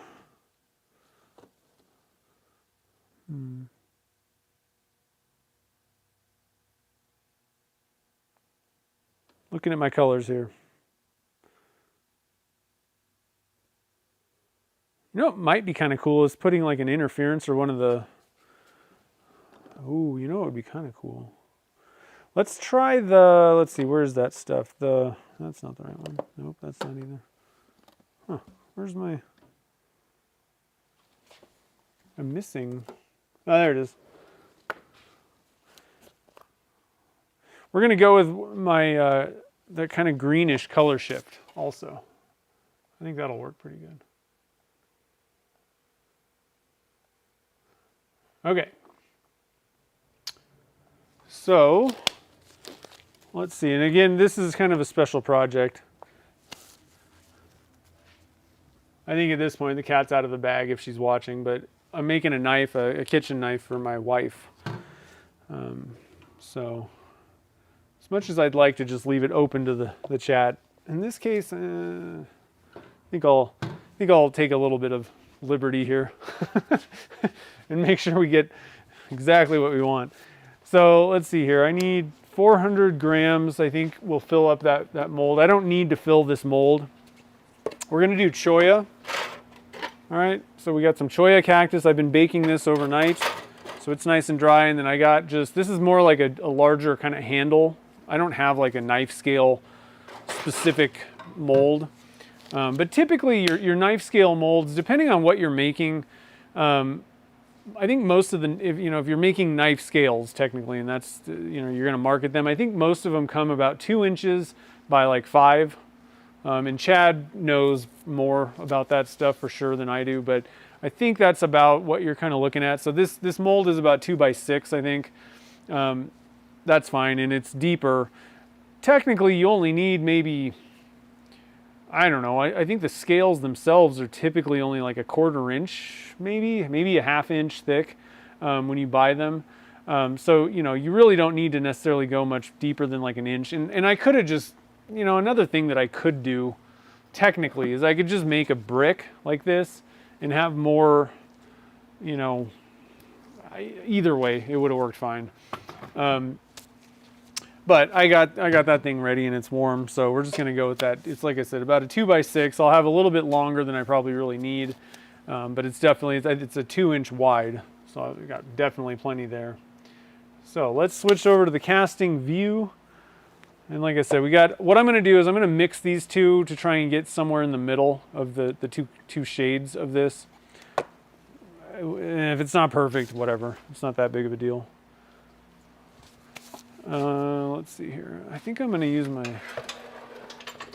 2.5 gallon or 5 gallon pressure pot. So I need my other ones for later today for other things. So if you've never cast Choya, you're missing out because it's pretty fun stuff. Now, a couple little notes. In the past, I've tried stabilizing it. I think it's kind of a useless endeavor. I think you're basically just going to waste some cactus juice, not even that much necessarily, and a lot of your time because the fibers of the Choya are super dense, which means you're going to have to leave it under vacuum for quite a while. Then you're going to have to let it sit under, being soaked. I mean, I would leave it in there for like a week. And the reality is, it's still, just after doing all that stuff, it's not even worth it. It's not really even going to absorb a whole lot of the cactus juice. It's not going to change its physical properties significantly in any way. And off the bat, as long as you just dry it out completely, it's fine. Like, it's not really like a difficult material to work with. So I don't really see the point of stabilizing Choya cactus. Just put it in the oven, let it, dry out. My way of drying things out, we have an oven that's like one of those lab ovens, and I just stick it in there and leave it overnight, especially for something, this stuff is not thick or anything like that. So if you put it in the oven at 225 or whatever, for a number of hours, and it's gonna get dry pretty quick.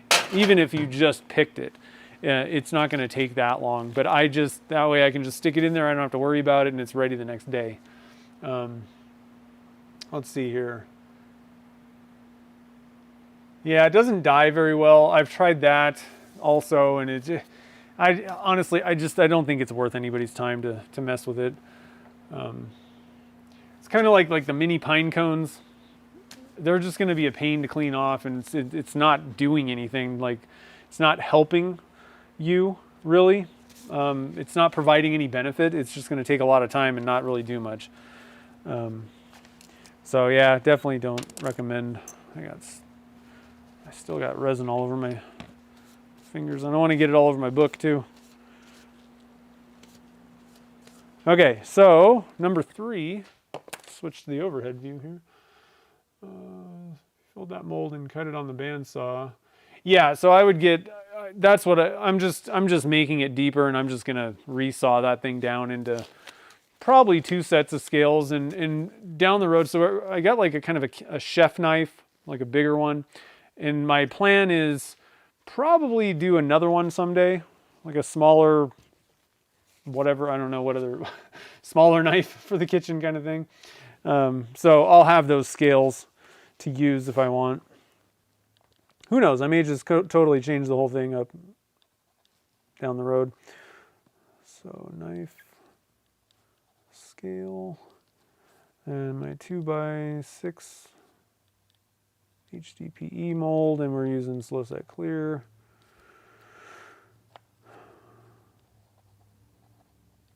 And add some extra little notes over here on the sides of these, just so I know. So in my book, usually, now I'm making a video, so I can, in my mind, I can always go back and watch my video.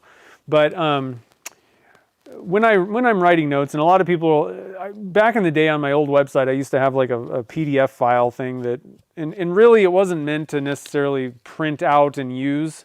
It is just kind of a guide to kind of show you what types of things to include in your notebook. It doesn't really make a lot of sense to print out PDFs and do all that. Just go get a notebook and just kind of organize it however you want. So I always put the date, make sure somewhere in there I have the temperature in the shop, and then I also put the temperature that I'm going to pour at. But I total amount of resin, how much resin in each cup, what colors, how much of the colorant did I put in there, Did I use like a stir stick? You know, which one? How did I do that? Which resin am I using? Which mold am I using? Excuse me. Usually, I'm okay. Usually like some sort of title, description of the casting. And then like, you know, any notes that I need to, you know, do, like a technique note. In some cases, I'll go back, and if it didn't work out for some reason, or something went wrong, or whatever, I need to alter something next time, then I'll put those notes in. Whatever you need to succeed, you know, there's two things, either repeatability or changing something. So you want to just keep all the notes that are going to be necessary for you to reproduce this casting.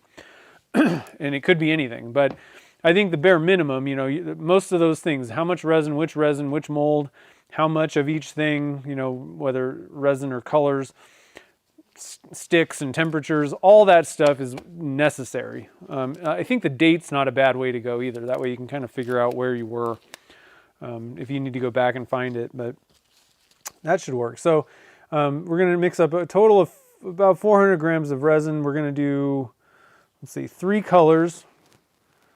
And I'm just going to split them 3 ways. So it's like 133 or so. First color is going to be Sigiro green and Bahama blue. And that's going to be a 50-50 amount. So 130, I'm going to put a 1/4 teaspoon of each. That should be probably pretty good. We're going to use this kind of green to blue, I think, or it's kind of a green purple. I forget what it is. Color shift. Oh, that needs kind of a black next to it or something dark. I'm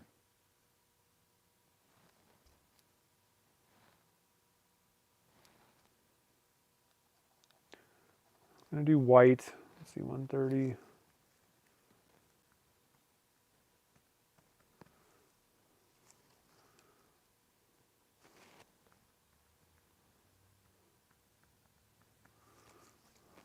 We'll just do like 0.5 gram, and I'm going to use the Divine Pigment one. It's a little bit more opaque. Let's see. So for this color shift, how am I going to do this? I might even add some blue. I might add like a drop of ocean blue to that. So we'll do half teaspoon of it, and then we're going to add 2 drops of ocean blue, let's say. Let's just see what happens. I don't know. I have no clue what's going to happen. Okay, so let's mix up some resin here. Jake's here. What's up, dude? How's it going? Let's see. Kev was asking, what heat do I set for the oven? So that all depends. I've got it set for 145, 140, I think. 140 right now. And I have like a, I don't have my other camera, but I'm going to go to this view. So I've just got a toaster oven, but I've got it's called an Inkbird. Is that what it's called? Inkbird brand. I'm going to go get a link for this because this is actually kind of important. That's why I face cam time. I got them on, I'm pretty sure I got them. Yeah, I got them on Amazon. Inkbird. Oh, shoot. There it is. Ooh, Cyber Monday deal. Nice. 31% off, guys. So I've got a, let's see, purchased another variation. Huh. Ooh, that one's only $24.50. Even better, 32% off. So here's the link, guys. This is actually not too bad. Let's see, where's my link? So this is an Amazon, this is an affiliate link, but what it is it's a temperature thing that you set the temperature that you want it to be. It's got its own probe, and it kind of keeps your oven a little bit more balanced than just relying on the oven itself. They're terrible, you know, with the little dials. But that Inkbird thing works really well. And the other thing that I use, I have the same thing. I have an Inkbird set up to this freezer chest thing. But in that case, I'm not trying to freeze anything. I'm just trying to keep things cold. So I've got that set at 55. And it just keeps that thing around 55. And you can even set how wide a margin it can even vary. But the problem is with these toasters and most of these types of heating element type things, if they're not extremely well insulated, the problem is the way they work, when it clicks on the heating elements, it's on like, they're at like 3,000 degrees. Like it's just as hot as possible. And then the thermostat, if it's even good or close or, you know, even in your toaster oven, once it hits that temperature, then it shuts the whole thing off. So it's going from like full blast hot to, you know, totally off. The Inkbird thing, you can kind of put your thermostat gauge thing, whatever, the thermometer, you can kind of put it somewhere where it's going to hopefully take that temperature and be a little bit more reasonable and even. And it's definitely a better thermostat thing. But you can set all these things, and for 20 something bucks, like that's a pretty good thing, especially if you're doing drying wood out and stabilizing. Now the thing is, you can't use a digital.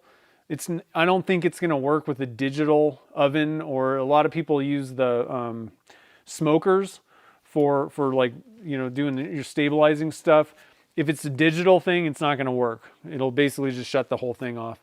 So it needs to be an analog type dial to do all this stuff. But if you've got just like a toaster oven, definitely pick one of those things up. And it works really well for this freezer oven or freezer chest thing.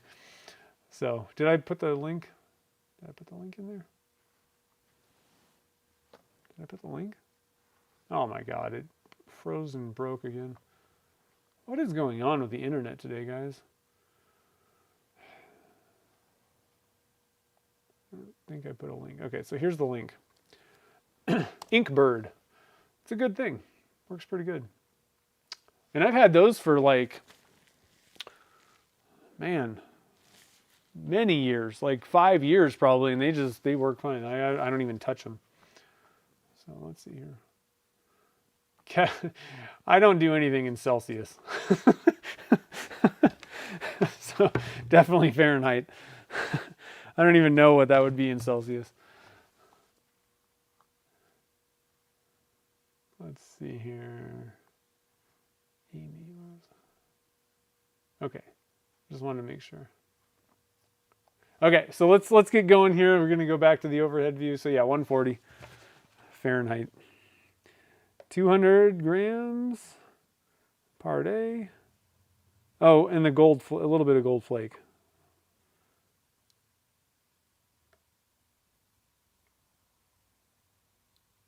I think that'll be kind of cool to just put that at like one end. 24 karat nugget stuff. I don't know if it's going to work out that way, but that would be kind of cool to just have a little bit of gold flake at one end of the blank, or, you know, the handle. All right, so we got 200, about 201 par day.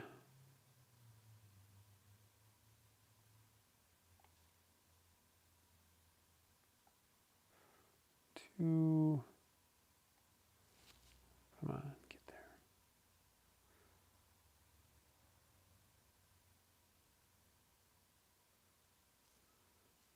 A little bit more. There we go.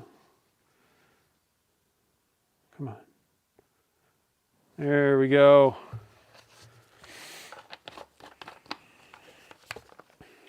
Got to update my notes here real quick. 24 karat nugget. So we're going to do like 125 times 3, 375, and then 25 for 24 karat nugget. Perfect. And it's probably not actually going to work out exactly. I'm probably going to end up having to reduce those things a little bit because there's going to be some left in the cup, you know. What am I doing? Where's the 24? The 14 carat nugget. It's not 24 carat. That would be ridiculous. It's 14 carat nugget. Okay, let's get this going here. So we also need cups for those two. Let's see here. And white. I need more cups. Jeez. Running out of cups.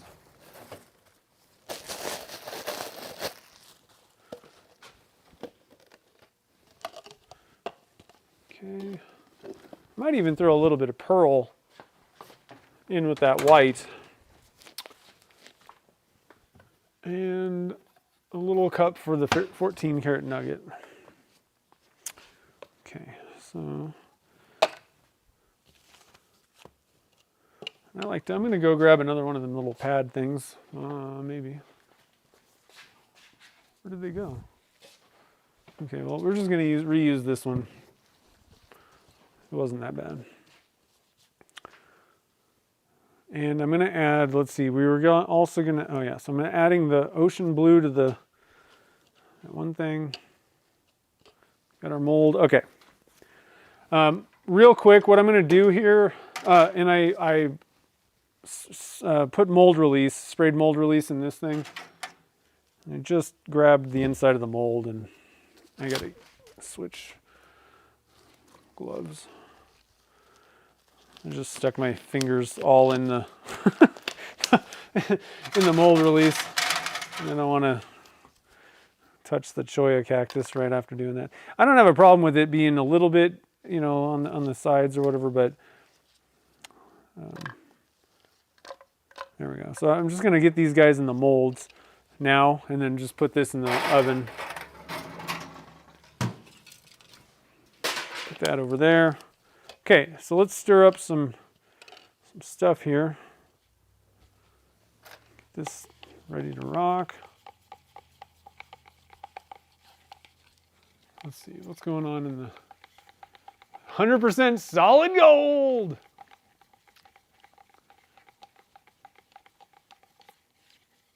What's a Celsius? Exactly, I don't know. It sucks though. I will say that well, I don't know about the Fahrenheit versus Celsius. I don't know about all that, but definitely the metric system makes way more sense. So I will totally give everyone that. I don't know it, and so, you know, that's the problem. But it's a way better system. I wish that we would have switched a long time ago. It makes a lot more sense to have everybody using the same thing anyway.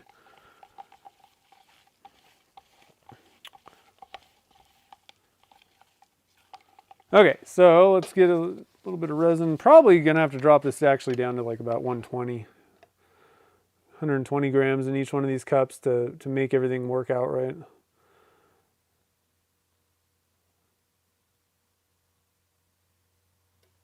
Okay, 120. Doesn't really, you know, like it doesn't even matter if it's like perfect or whatever, but I got a scale, so why not? Let's just do it.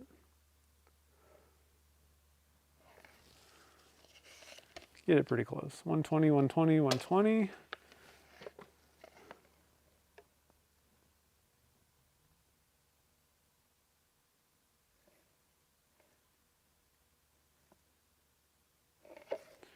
Okay, and then where's my little cup? Somewhere around 20, 25.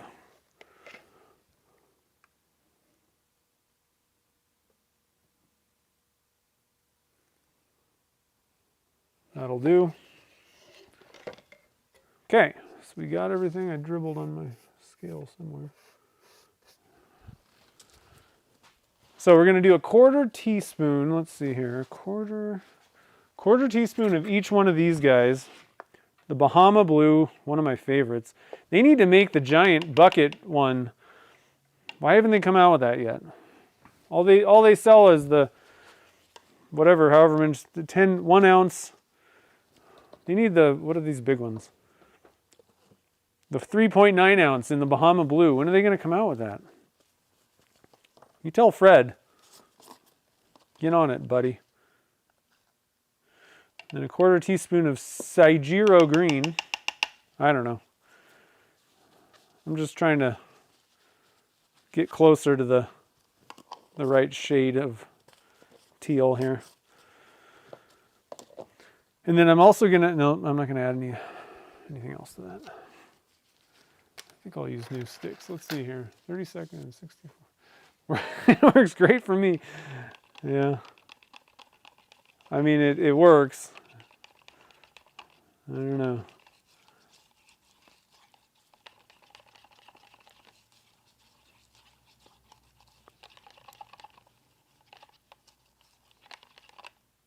Yeah, that's pretty good. I might need to do... it's a little dark, actually. I think I'm going to put in another teaspoon of the Bahama. Or whatever, 1/4 teaspoon. Just seems a little bit too green.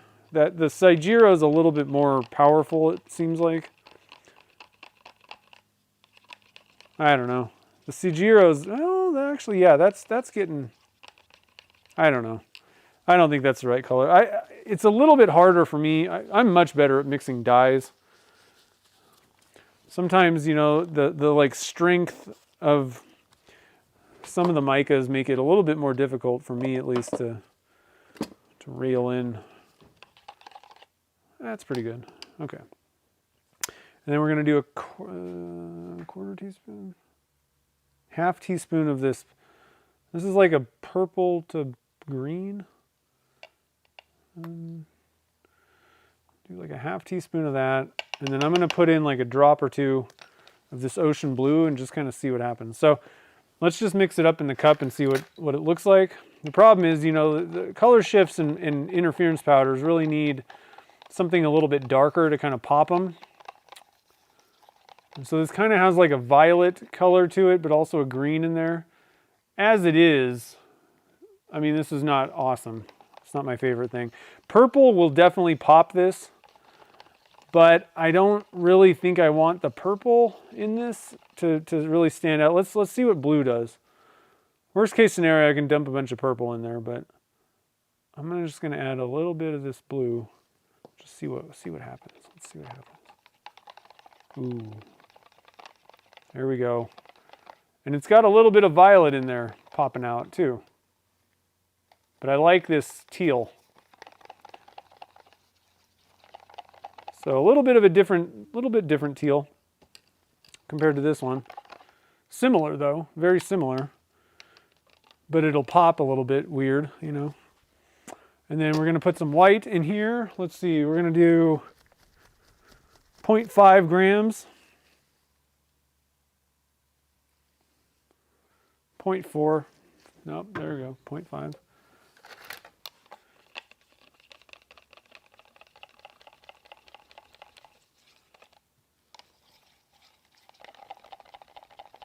Looking good so far. What do you guys think? Barb's here. What's up?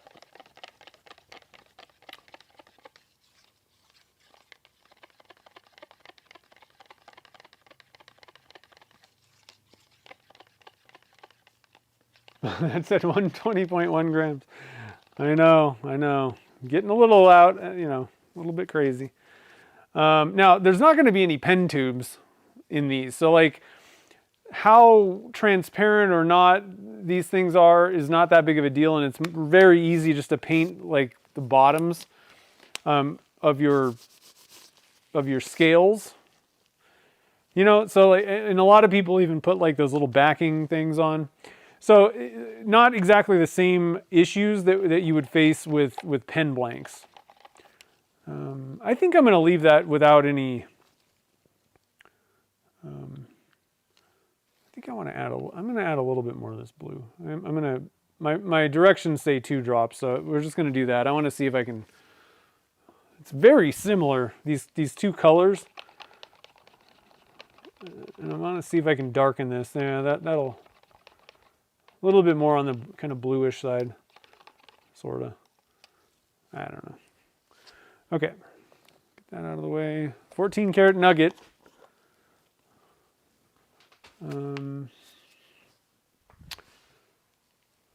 Like I said, I think it'd be kind of cool to just sprinkle a little bit of this in kind of in one area. Like I'm hoping it doesn't spread out throughout the entire blank. Like try and kind of keep it localized on one end. I don't know if that's going to happen. That's a pretty tall order, but I think that ought to be enough for 20 whatever grams. 25 grams of resin. We did a 1/4 teaspoon.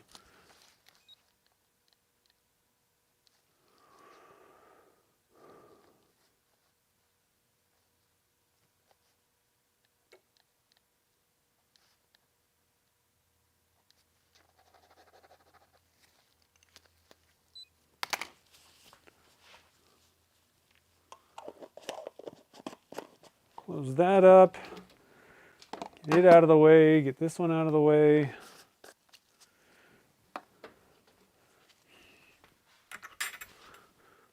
And yeah, I think these will be kind of cool.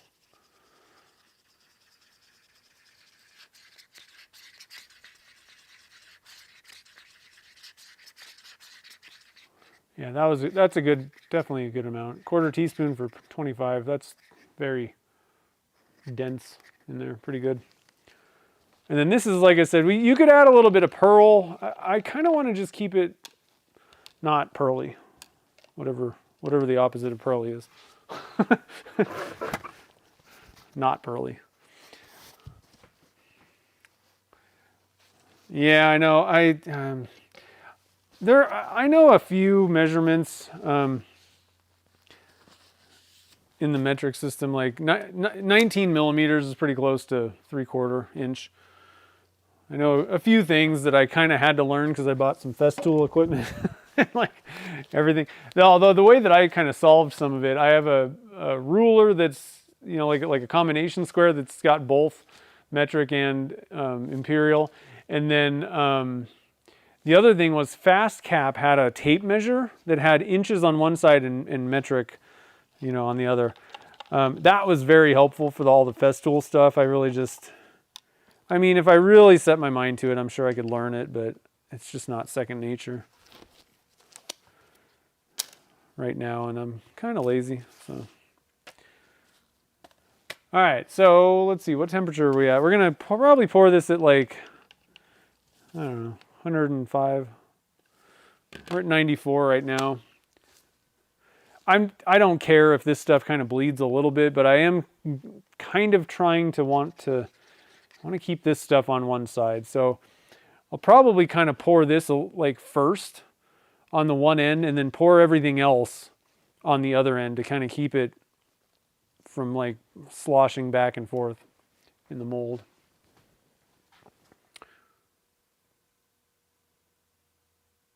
Yeah, no, I do. Yeah, so grams, is easy, but I don't have to know what that means entirely. I'm pretty good with the grams thing, yeah. And I know the conversion, I guess, to ounces, about 28.35, I think, grams per ounce. I don't know, the inches, centimeters thing, I just don't think that way. Whoa, right in my eye.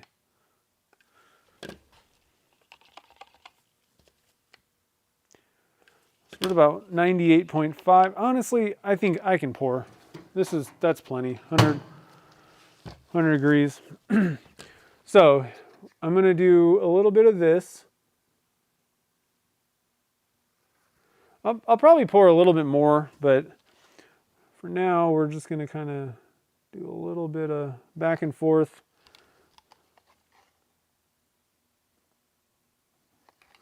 Now that we have a little bit down in there, I'm going to pour a little bit more of the gold.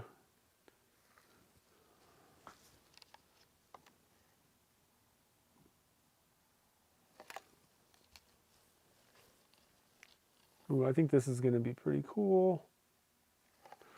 I'm not really doing what I said. Because actually, I think this is going to be kind of cool anyway, now that I'm looking at this. The gold and the turquoise kind of color is actually pretty bomb.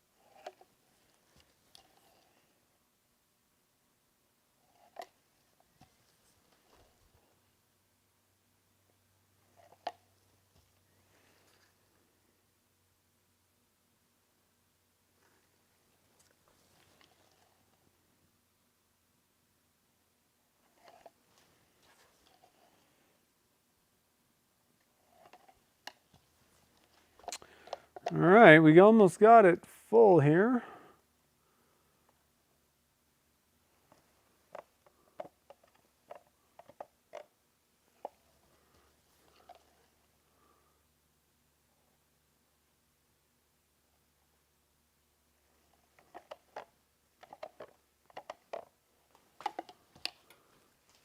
Just a little, yeah.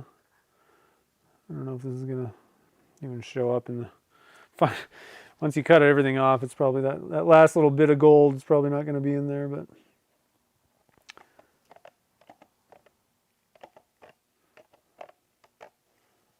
Okay. I think I'm gonna just do a little bit of,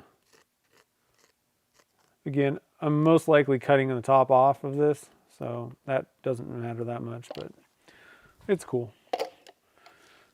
And let's see here, I'm gonna wipe my hands off here. Pretty cool though. I really like the, I don't know, I like this a lot. This color combo. I think it's gonna be very zen to use this knife. And it's going on one of the new, I don't know if you guys saw, but Turner's Warehouse carries the, oh crap, what is the name of it? Hold please.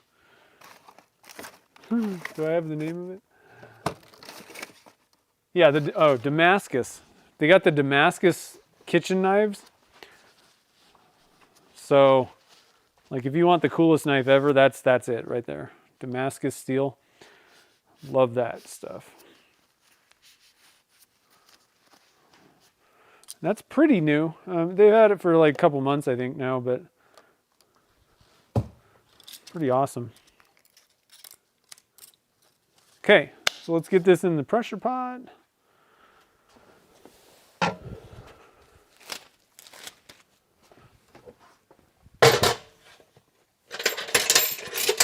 Should not have taken those gloves off.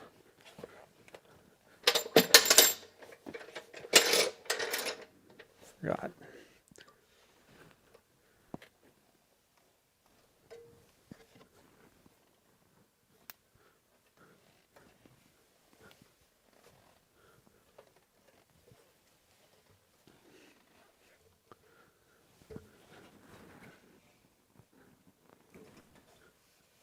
Okay, that should be good.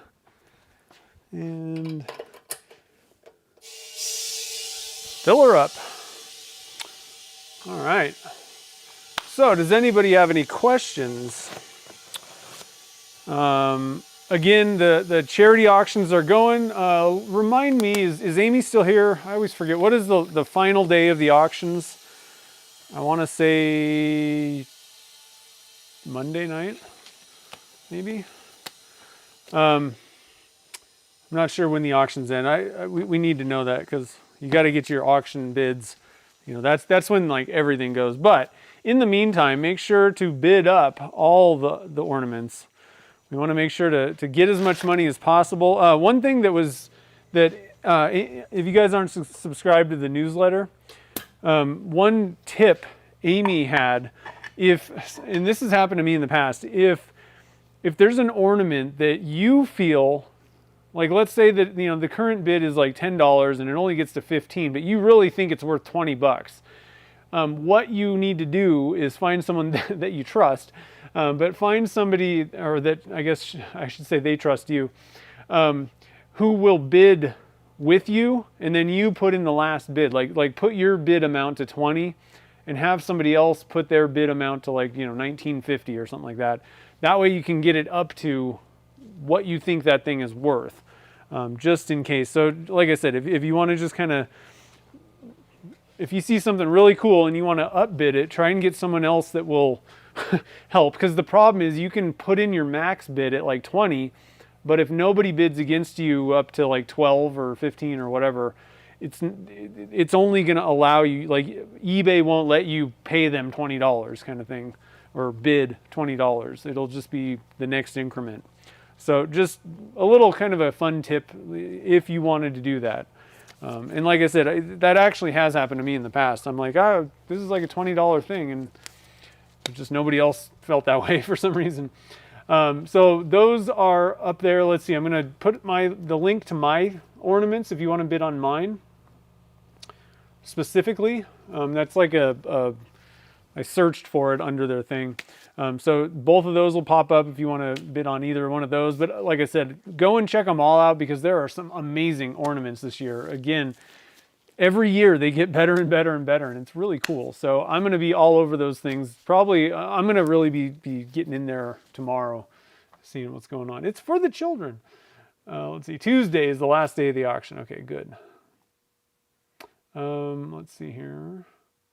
Sorry, yeah, so those are the links to both of mine. Let's see here, what else? And I got the Black Friday, well, everybody's still doing Black Friday stuff, so Turner's Warehouse obviously is. If you want to shop on my website, everything that's a physical product, the blanks, the aluminum honeycomb, the starlight glitter, and the molds, those are all 20% off. And then if you want to get the 3D print files or the Beginner's Guide to Resin Casting, the ebook, those are both 50% off. You're not going to see that deal ever again, you know, like through the course of the year. So Black Friday is the day for that kind of thing. So pretty good stuff. I don't think I linked there. Jake's having 20% off on his site. Turner's Warehouse is, so I'm going to link to Jake's website too. Earthside. Grab me a link here. My internet's slow, I think, today. So we'll link to Jake's website. He's got 20% off on his site. I'm thinking that probably ends on Monday. Let me know, Jake, what day that ends. And hold on a minute. I'm going to get a link to Turner's Warehouse. I'm sure there's one in the... Oh, for goodness sakes, I'm going to log in. Ugh.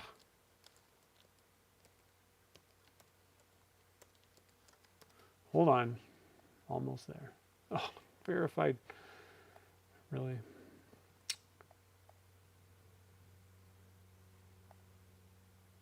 Hold everything, guys. There we go. Get an affiliate link for Turner's Warehouse here. It'll let me. Turner's Warehouse, they got all kinds of crazy deals going on their website too. Monday at midnight, so that's the same as mine. It's going to end at 11:59 technically, Monday. Well, yeah, Monday, 11:59. So anyway, let's see what else we got in here. Was there any questions? I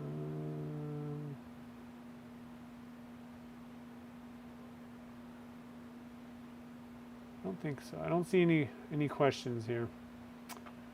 So that's about it. So we got some interesting stuff. I don't think that you guys are going to see the knife scale stuff because I'm trying not to make that a big public thing because it's a gift.